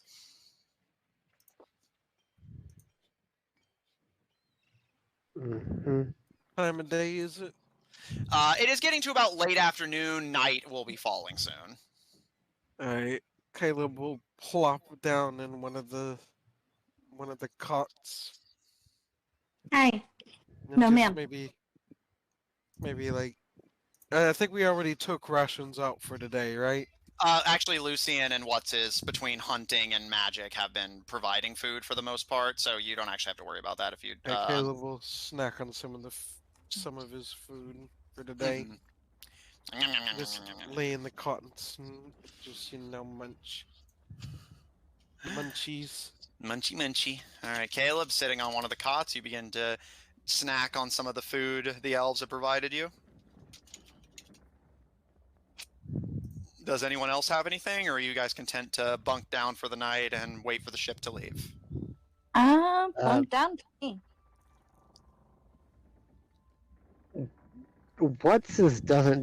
Is still very cautious. He's actually not going to go to sleep. He's staying awake this entire time. Okay. Zeph?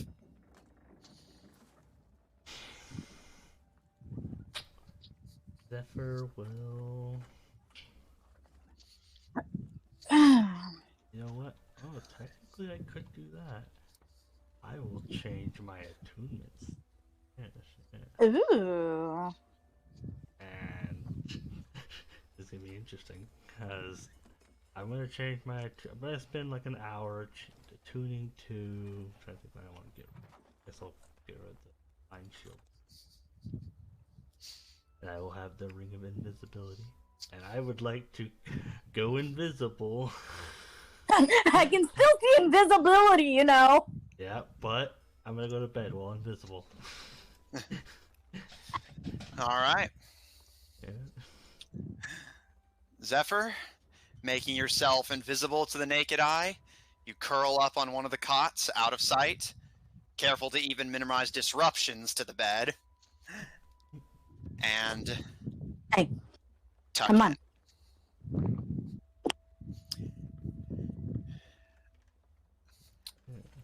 As you all settle in for sleep, you hear din above you, as the crew presumably makes ready for the ship to leave. And as the ship begins to rock, as you can feel the anchor being hoisted and the ship getting ready to leave, a few more people funnel down into your area. Most of them are taking the rooms closer to the stairs that are less comfortable. However, you see a couple dwarven merchants take up the rooms near you guys.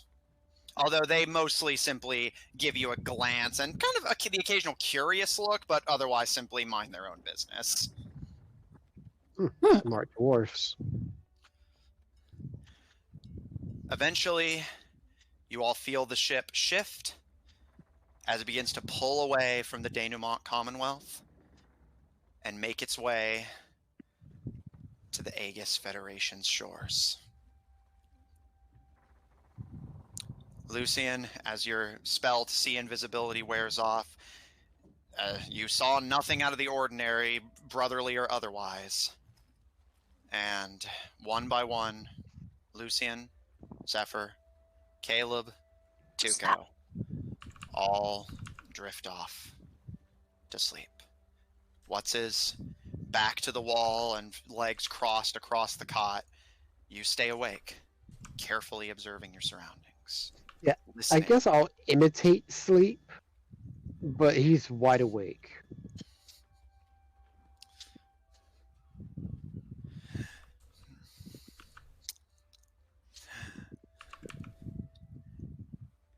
In the night, you don't initially pick up anything odd, and frankly, you're not too worried. This place is crowded, and there's not even really clear, or rather, I should say, there's not even opaque walls to shield wrongdoing. So you're not exactly too concerned, especially given how short the trip is. However, to your surprise, in the night, you do hear a set of footfalls making their way down the stairs.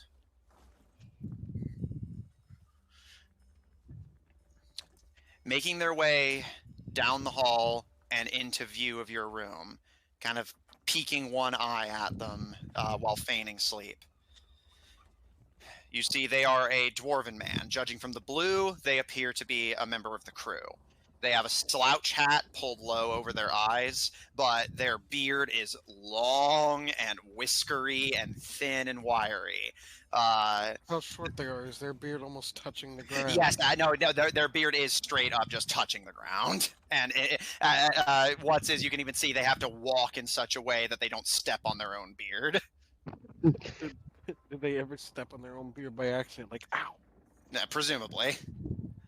However, this whiskery dwarf makes their way past your cell and into Zephyr's.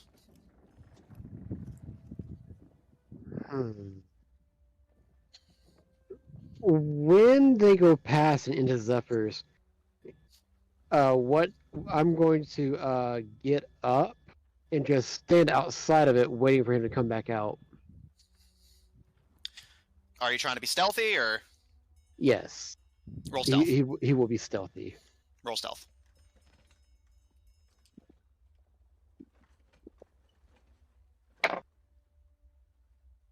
25.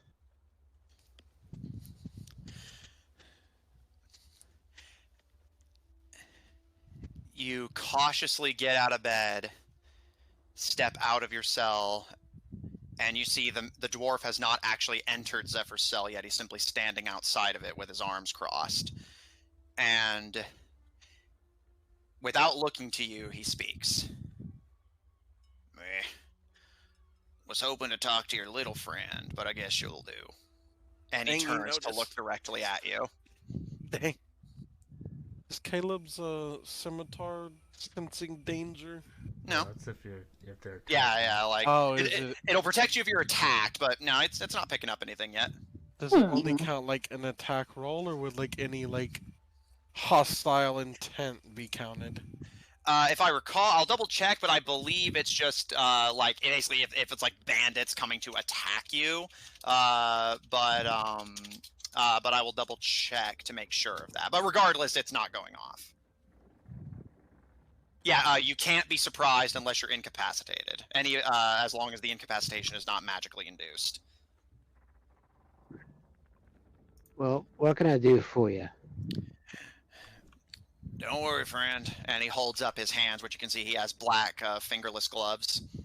You can also see beneath the beard he's wearing a black, thick-looking leather vest, studded leather armor from the looks of it. I ain't here for trouble. I'm unarmed. Yeah, forgive me for being cautious. If you're who I think you are, you have every right to be cautious, boy. Oh, Exactly. So I'm guessing you are who you say you are, then. And just to make sure we're on the same page, who do you think that is? What's his Gyogre?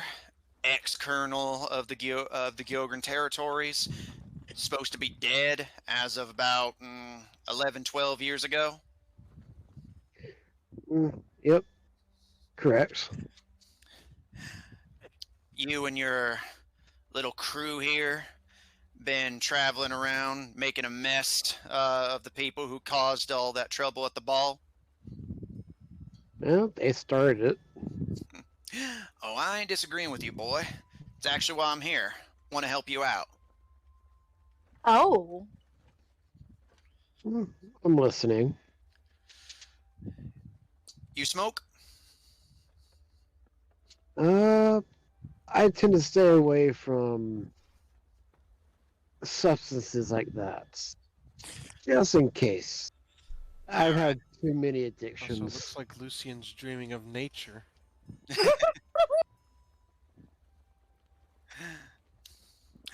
Alright. I'm technically not supposed to be smoking down here anyway. I won't take up too much of your time. See, me and the crew, we do business with the dwarves. My guess is if you're on this ship, that means one of two things. Either you have business with them and not in the gold trading variety, or you're heading somewhere northward, and this is just the closest stop. Am I in the right ballpark? Yes. May I ask which one it is? And he crosses his arms. Could be both, depending on how it goes. Where is it you're going exactly? He'll think on this one.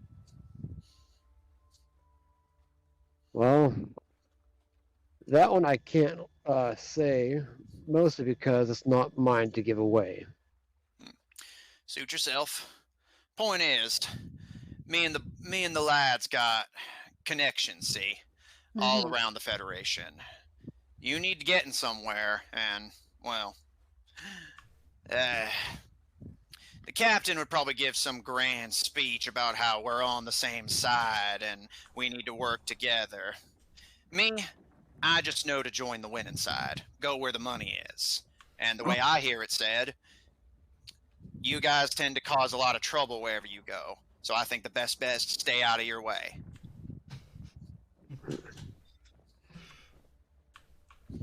So, let me see how this would go. Say we're interested in some people that were taken a while back, that we've heard are still alive. Would y'all be able to pull some strings and have them for sale? That would be the less messy way to get things sorted out. I ain't supposed to make deals like that without consulting the captain, but it's certainly possible. Unless you're asking us to get some king or other out of there. Well, there's no king, but there are a few there that we have interest in. And it's either we do it peacefully through coin exchange, or I'm sure you know the rest. He puts his hands on his hips and kind of sighs. You can see his whiskery beard kind of as he does so. God, I wish Caleb was awake for this. At least Gil's Yeah, I know. is being I wish smart. Lucian was awake too. Don't worry, don't worry. He holds up his hands to you again, and look, I ain't in a position to sort out specifics, and, well, being frank, I don't reckon you are either. You aren't the brains of this operation, are you? No, I was going to ask if you could set up a meeting with the captain between them and our group, and we can get into more details. That I can. Look for me on the top deck tomorrow morning, before we get there. I'll let the boys know that we're expected. Okay, but I will also have to warn you. Try to double cross us, and well, you saw well, you know what all has happened. Like I said, I ain't stupid. You turn us down, we're just gonna stay well out of your way. But, like I said, Captain talks a big game about being on the right side of history. I don't know about that, but I know that I ain't gonna be one of the stupid ones that has their ship crashed into a mountain. Oh, you heard about that one, huh? Hadn't everyone? I don't know, I don't hear much. Too busy traveling. Hard to hear things when you're a dead man. That too. They only sent me down here because... And he glances into Zephyr's cell where he's still invisible. Captain thought one of you might pull something like this. Oh, like what? He jerks a thumb into the cell, and when you peek, you don't see Zephyr anywhere. I'm sure he's in there somewhere. Oh, he is. On the bed, sleeping right now. Ooh. Ooh. Ooh. Magic user, I'm guessing? I wish, my friend. And how do you see him? If I might be so bold to ask. He gives you a smirk beneath the beard, and like I said, there's some things I'm not at liberty to share. Although, you ain't the only one with fancy metal in you, boy. And he glances down to your arms. I'm guessing one of you's got one of those metallic eyes, I'm guessing? He pulls back at one of his eyes and flicks at it, and you can hear a pink, pink, pink. I knew it! Is it the same eye as her brother? Roll medicine. I'm gonna throw something, Matthew. 21. You could have tried to stay up. You said you were going to see if he was invisible. Didn't say anything about disguises. What'd you get for medicine? It was a 21. It is definitely the same type of prosthetic. No, I mean like same side of the face and all that. He flicked the one on the same side, but you notice, unlike Lucifer, both eyes are the same color.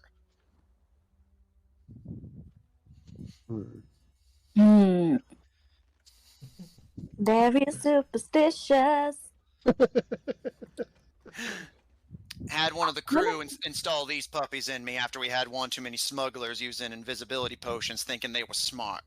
If there's one thing I hate, it's sneak thief rogues. Boy. Oh no. Does he know who else is in this party? Yep. Seems like it anyway. Peaches. Jesus Christ. Yeah, fair enough. But usually I'm the one that causes the most trouble, not those two. Oh, yeah. I'm sure he knows all about that. I'll get out of your hair then. Come and find me tomorrow morning if you and your friends feel like talking. If not, we'll send you off to the coast and wash our hands of you. And all this business. Frankly, I'd prefer it that way if I can have it. Sounds good to me. Though, just between me and the captain for now, I will pass him a little pouch with 20 gold in it, just in case. Consider it hush money that y'all never saw us on this ship.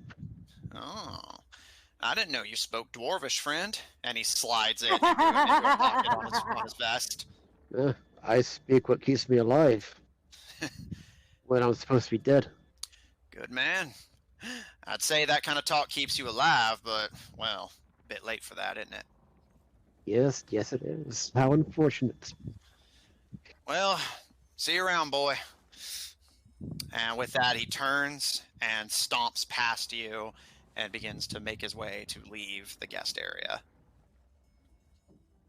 He's still not going to sleep. He's staying awake. Especially after that.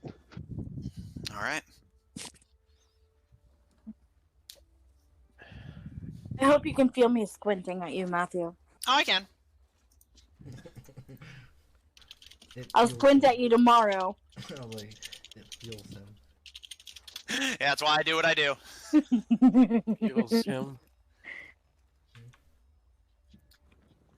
I hate you, but I also love you. What's his? You take a point of exhaustion. Yeah. He sure does like flirting with that exhaustion. You really do. Hey, somebody's got to stay awake and watch everyone's back, or nobody would have known that that dwarf showed up. I He made feel his like we would presence have. known. Yeah, I was gonna say we would have probably found out one way or another. Given if he talked to just Zephyr, then we probably never would have known.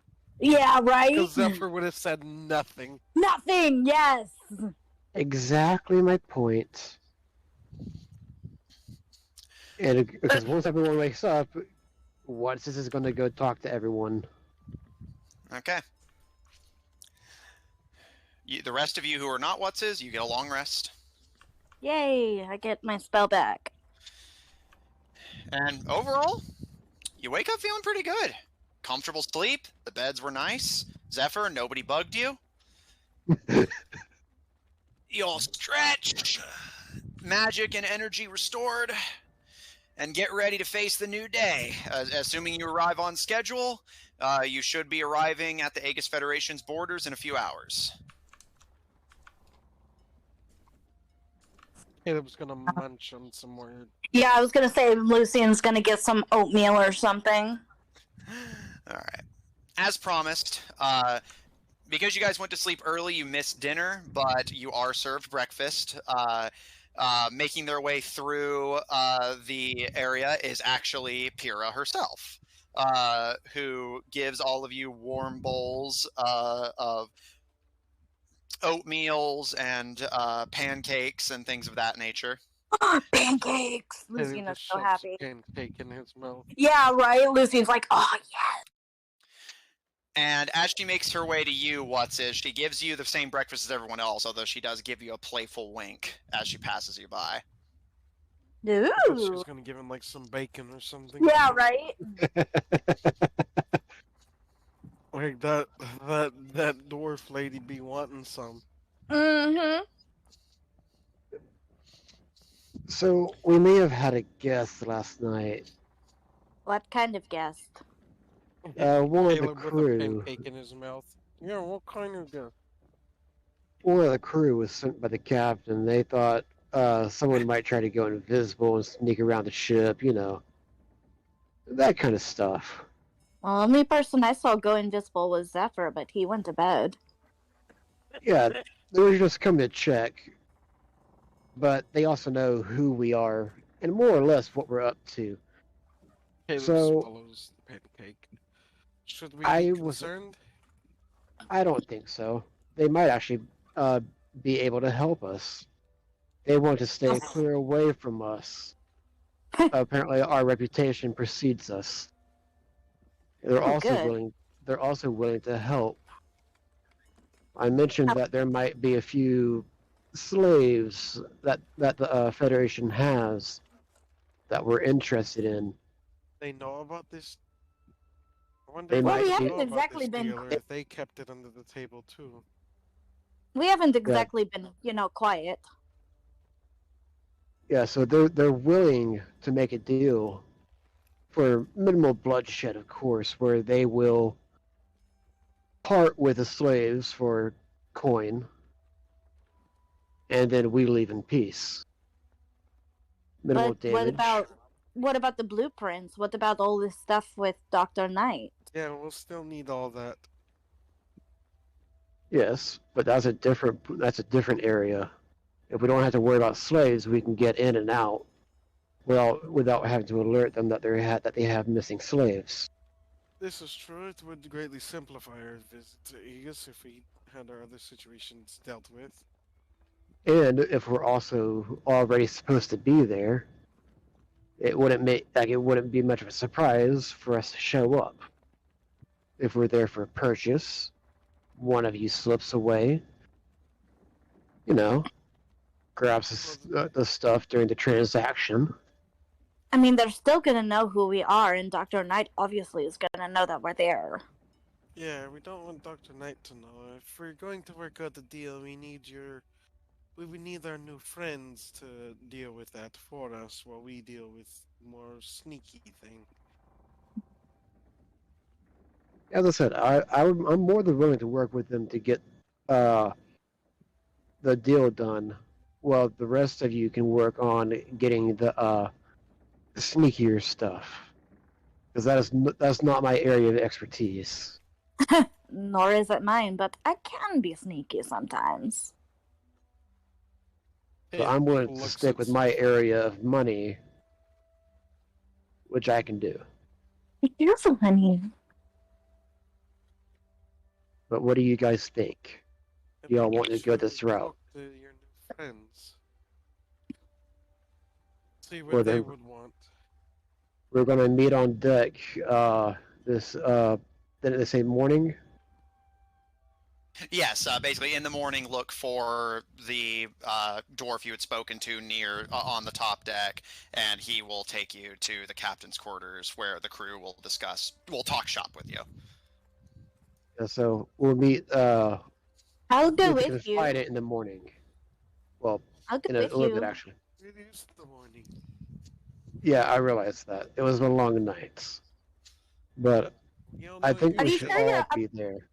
Are you sure you're up to it, Gil? I mean, what's his? I can do, the talking. I want us to all be there for this one. We all have a stake in it.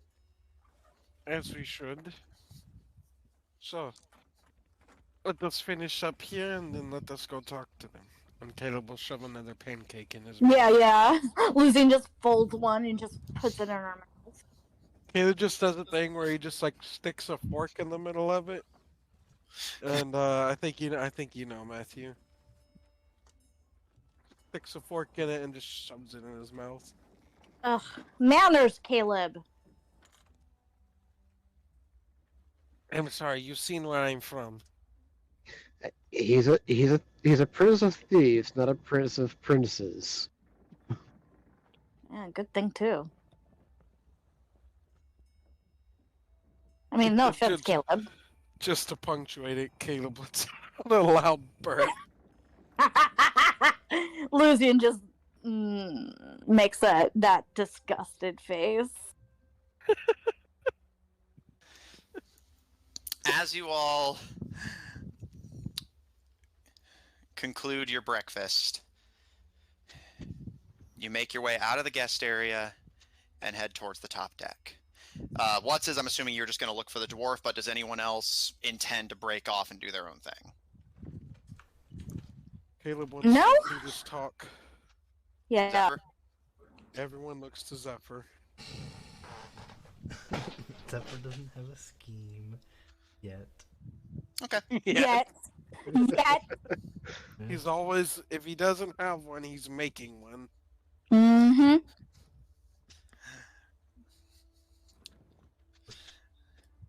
As you But all yes, make your way... I will find the dwarf. Okay. As you make your way back up top, Working it up. thankfully, he's not particularly difficult to find. not long after you guys ascend to the top deck and start looking around, you initially don't see him, but Zephyr, you catch sight of him climbing down from the mast. It appears he was in the crow's nest and is now making his way down, having seen you exit. All of you get a look at this wizened-looking dwarf. The pale, mechanical eyes beneath the slouch hat. How much heebie-jeebies am I getting? Quite a bit. Notice you said eyes, not I. Mm-hmm. Yeah. Hello, everyone. And he looks to you, Zephyr, and you can see him give a slight smirk beneath the beard. And I don't know how much your big friend told you, but that was a clever trick.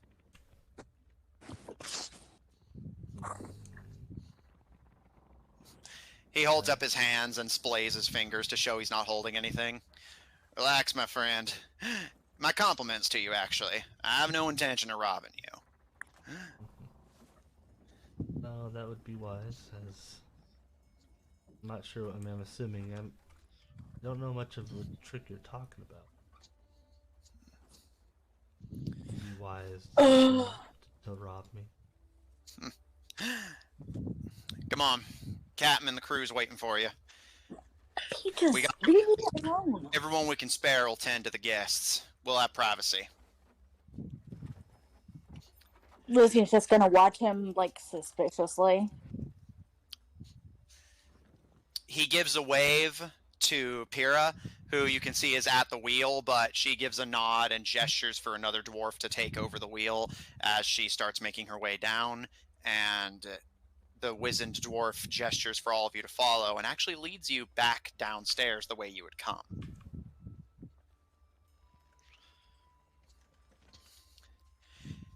As you make your way down, he actually stops you, this time not going all the way down to the guest area, instead to the gun deck, which you notice is, it has a few other dwarves in it, but is devoid of guests and passengers.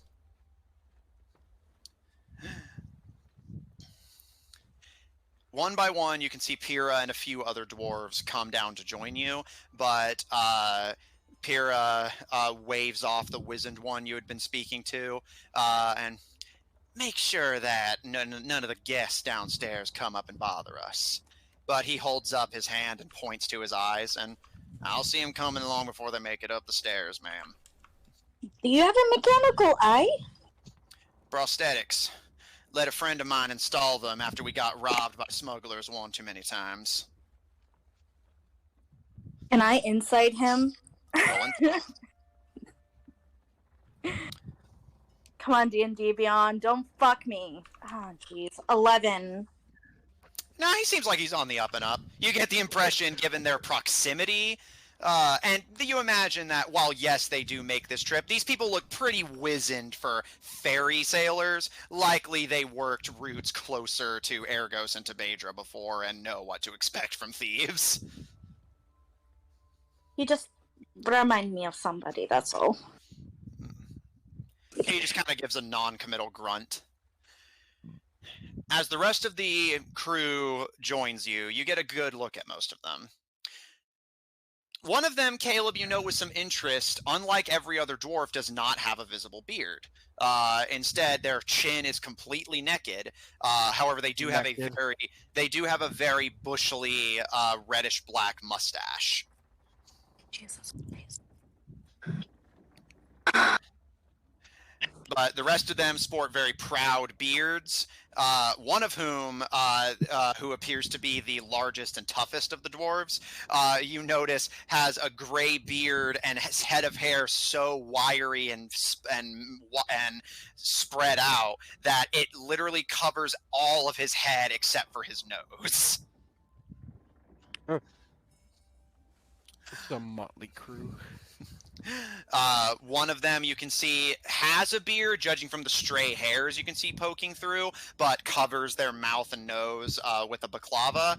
And one of the dwarves you notice has a set of prosthetic legs, similar to What's-His, except, you know, legs instead of arms. Wow. Well, this is quite the crew you have. Mm-hmm. Would you believe me, young man, if I said that we didn't always used to guide passengers across this canal? I would have been shocked if you Uh, said you did. We used to work for a different kind of coin, let's put it that way. you guys were pirates. At this, the dwarf who has the head of hair so thick you can only see his nose kind of clears his throat and speaks up, crossing his arms. Not pirates. Mercenaries. So kind My of like kind us. of people. He gives a nod to both of you. He pulls at his gray mustache curiously. That's why we're having this discussion. We recognize your faces and saw how well armed you are. Figured that maybe we could stand to make a bit more profit than what Tarkata promised us. What did he promise you after all? He kind of waves a hand and the usual fare, coin for taking people across the canal, make sure that valuable guests are treated with respect, blah, blah, blah. Ah,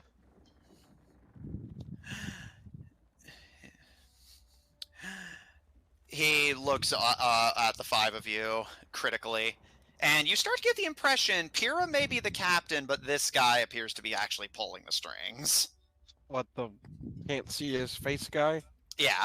You My literally just guess. see his nose. However, I will say Caleb and Zephyr, with how perceptive you are, when he speaks, so his hair kind of moves a little bit, you can see where his eyes would be, he appears to have a blindfold beneath the mop of hair. I'm guessing you might be the first mate. That'd be me. Now, and he pulls at his beard. My sharpshooter tells me you have business with the Federation. More specifically, you're interested in the trade of slaves. There Well, are a few.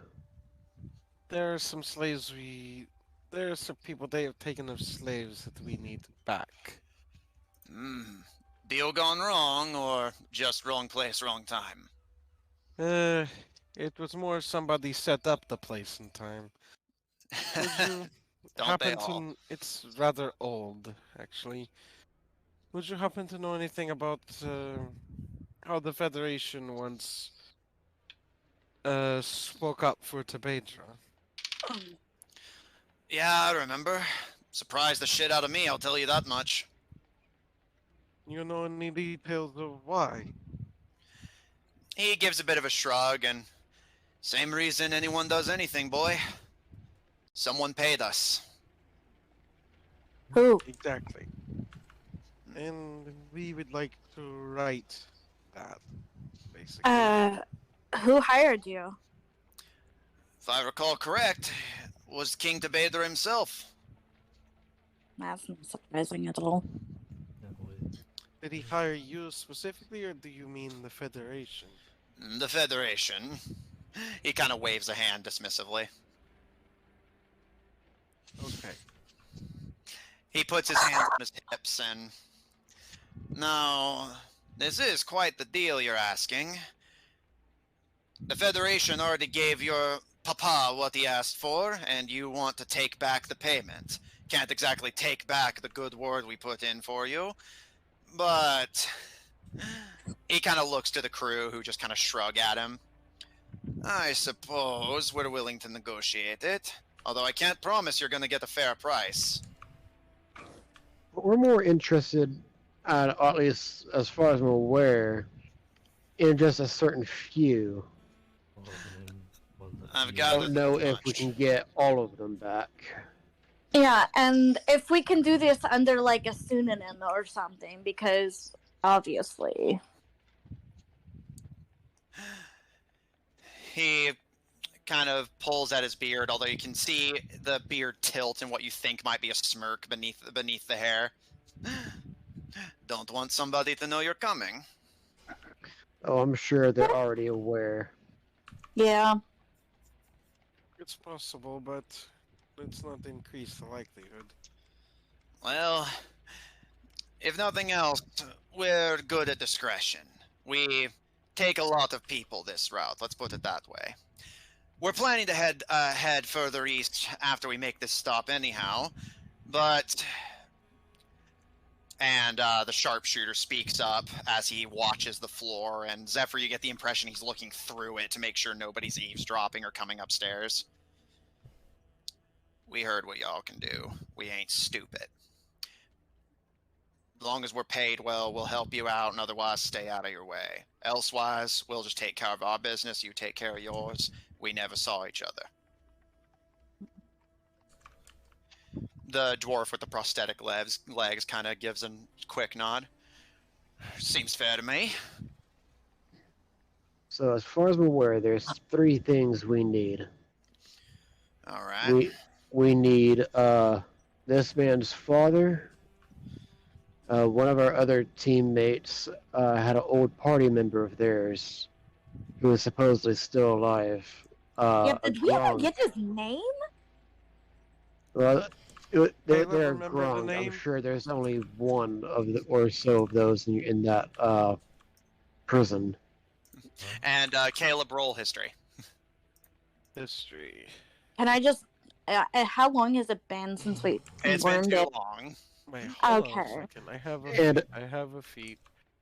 Lucian, Well, you can also message Caro to ask. Is this an You ability do have that check? spell.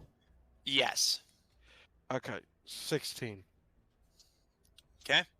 And before I give you the answer, Lucian,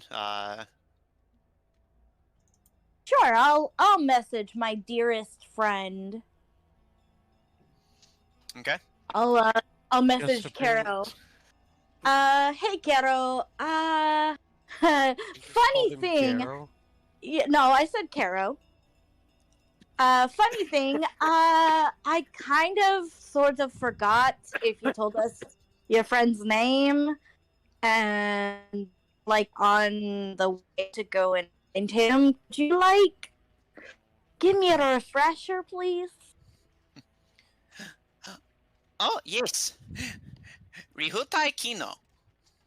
And Caleb, you do remember that name.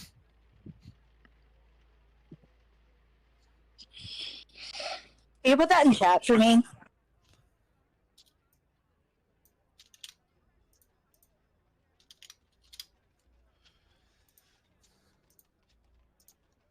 And then the third thing, y'all know of Dr. Knight, correct? You can see that actually gets a few of them to raise their brows and glance to each other, but they quickly brush past it. Yeah, why? We need some of her records. You asking us to steal from her? No. We'll take care of that part. We just need entry. Well, that we can certainly grant you. Well, it appears we may be able to do business. And he claps his muscly hands together. Also, Matthew, What's up? out of curiosity, who, just for the sake of possible description, who did Caleb like wind up looking like more, his mother or his father? He ended up looking a lot like his father. You have your mother's face, but you have your father's eyes and hair. Okay. Is there anyone else that we're forgetting to get out of this prison? Couldn't Caleb think of anything else they needed from here? Roll history. Roll history. I'll and help ability. by also trying to think of anybody that we're trying to get out. Jeremy, know that there's one other person, but in character, I know there's nobody. I There's rolled a no one. 16. I rolled an 11. D&D Beyond is just being shithead to me tonight. Lucian, not that you can think of. Caleb, Caro's party member's been accounted for. Your father, Zephyr's father, and Dr. Knight's blueprints. By your recollection, you don't remember anyone else being here, unless you're presuming that more members of Caro's party or Zephyr's mother might still be alive, or yours. We know I never- Caleb's mother is not I alive. never mentioned Zephyr's dad. Oh, you said this one's father, so I I assume. think he was No. referring to Caleb. Okay, I was gonna ask for Caleb's clarification. So, Oh, so yeah. are you deliberately leaving out Zephyr's father from the request then? Well, like I don't know anything about it. Zephyr never said anything, Okay. Yet to share, yeah. Okay. which is why I was putting in that broad. Is there anyone else? Yeah. Motion. Zephyr, wasn't there somebody that you were looking for? I'll take You it. didn't even know to ask that. And I'll say she does know that much. Okay. I think it has been hinted. Yeah, I yeah. think the main part it's been hinted is the Sphinx. I Mm-hmm. think the Sphinx said something. Yeah, Yeah. the speaker did say something. All right.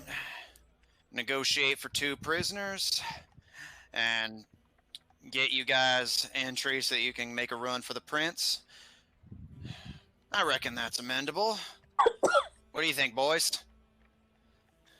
The beardless dwarf kind of gives a quick jerk of the head, and as long as it keeps us out of trouble, I'm not looking forward to... And he kind of nods to all of you heavily armed and dangerous-looking people. Yeah, we're like armed to Like the you've never teeth. seen people with weapons before.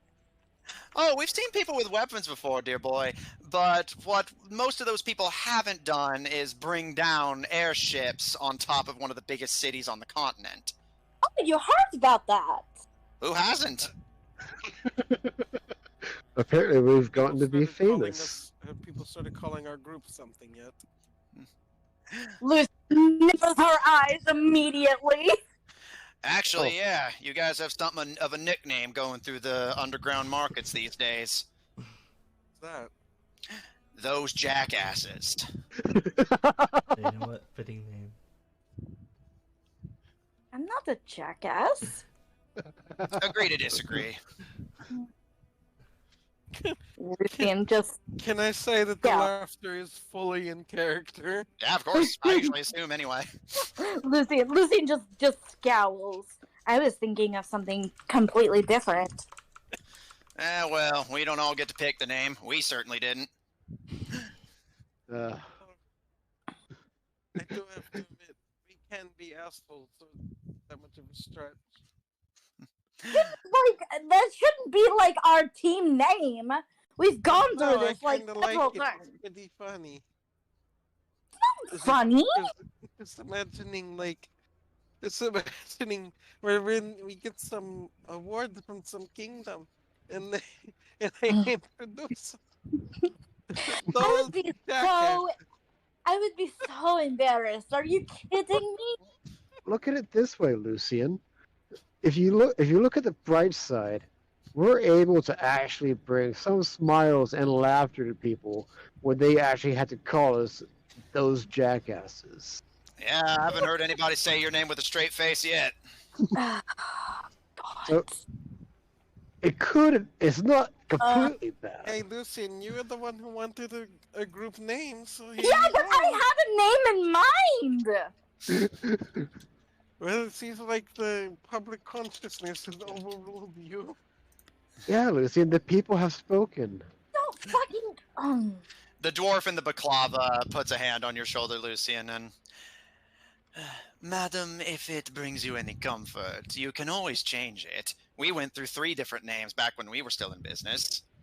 What did they call you? These days, they just call us Team Classic. Oh yeah, that's very original. Hey, better than those Well, jackasses. I guess if nothing else, it is classic. We more got that once we started going gray. I was Yeah, more I guess that's better than the old dwarf bastards. That's what I was rooting for, personally. Lucian just rolls her eyes. Some of the names these groups have. Anyway, Back to Putting us- price. putting aside you folks being the laughing stock of the adventuring world, we're willing to make sure you get there and make sure nobody gives you trouble. What say you to... He kind of moves his head side to side in thought. looks to the crew, and eventually 2 gold for the trip. Do you want to pay or should I pay? The trip, and then He anything in particular for the rest of it. We prefer to wait until we actually provide before we get money.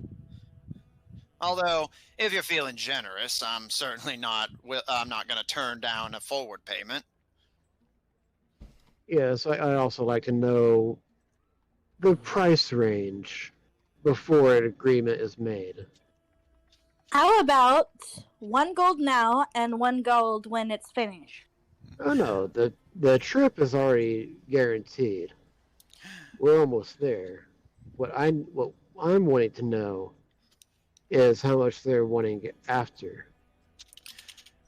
He kind of frowns beneath his heavy beard, and I'll be frank with you, my big friend. We aren't quite sure yet. You've been kind of mum on the details of these prisoners, otherwise we could give you a price range.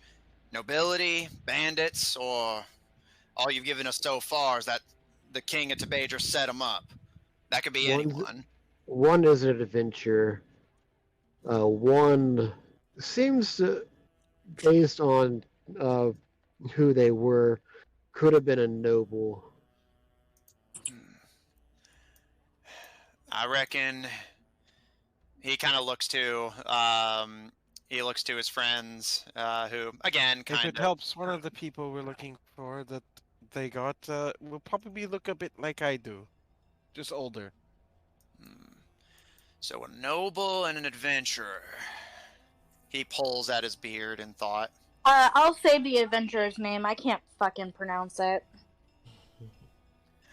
And Zephyr still hasn't mentioned his dad yet, has he? He said he would. When you guys asked, he just said he would take care of it. Okay. That's Sit yourself. It's gonna be anywhere from 1,500 to 2,000 for the adventurer. As for the noble, I don't even know if the prison guards are gonna want to part with them. You know what? I can make it worth their while. I'll certainly put in a good word for you, friend. Offer them 5,000 for the noble. 5,000. That wouldn't even get you a high-level adventurer, friend. You're gonna want to go 7,000, not a copper less. I can help. I'll do 2,000. I've got plenty. Well, you better. You said 7,000 at the least? At the minimum. I've never seen them go lower than 6,000. Offer 10. Well, that might just get you there. We'll have to see. Well, and he holds out his muscular hand up to you. Are they calling Caleb's father the noble? Yes. I mean, technically, I don't know if we were technically nobles. You counted according to the people, and according to the king. Well, the prison guards would know more than me, especially the guy in charge. Ask him, give him the name, and he'll give you a price. Take your negotiations from there.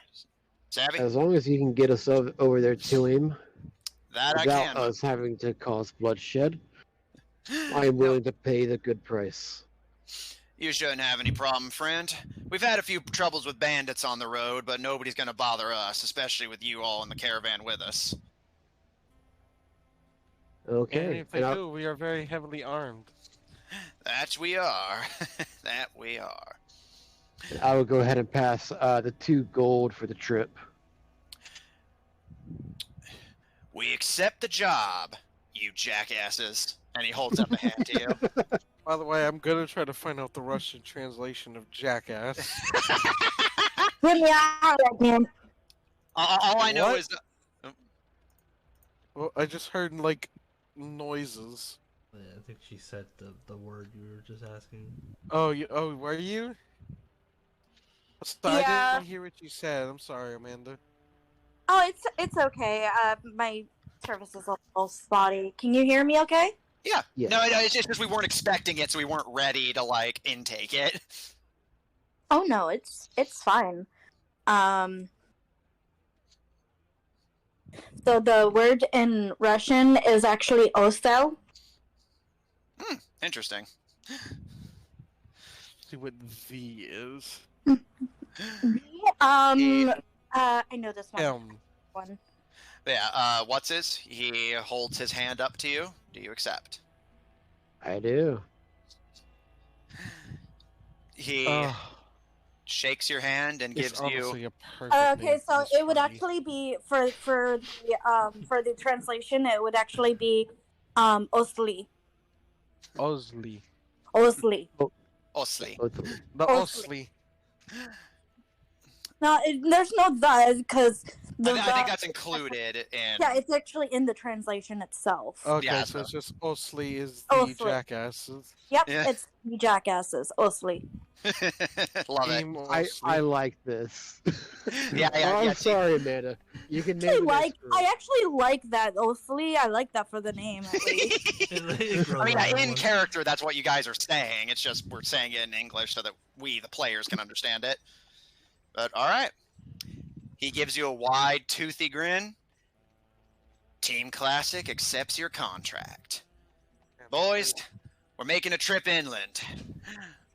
We're heading to the prison camp. Oh, you fellas don't mind if we do some business of our own with the prison, do you? You can do There's it. anything wrong Yeah, with just it? don't double cross us. You have my word, my friend. And get us back out of there in one piece. And I'll throw in an extra bonus for you guys on a completion. He kind of quirks a brow, but gives you a smirk beneath his beard. We'll see what we can do. Boys, get all the passengers back into their rooms and lock them up. Boy. Get them ready to move. Boy. Austin gets it. Yeah. Yeah. I want to play that game, but He gives you all a smile and, well, congratulations. You all just talked yourself out of heading to that place in chains. Yeah, I figured. Dwarves got to make a living somehow. And with So that, much staying out of the way. said we're staying out of your way. And that's what we're doing. And with that, the crew disperses, half heading downstairs to ready the rooms, which are now being used for their original purpose as cells, as everyone who was acting as passengers on this ship with you will be taken as slaves to be sold to the prison camp. Ouch. And that is where we're going to end tonight's session. Nice.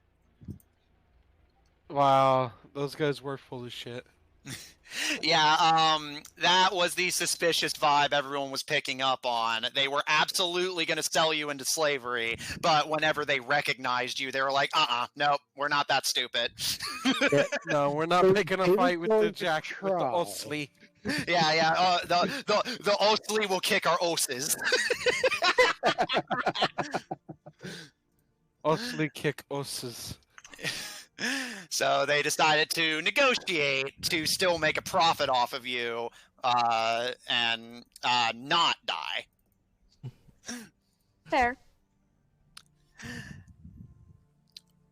Aboard the dwarven prison vessel, the Pyro, you have negotiated with a veteran adventuring party of dwarves to get yourselves safely to the prison without being accosted by bandits, preferably. And Or being sold to the prison. Yeah, or being sold.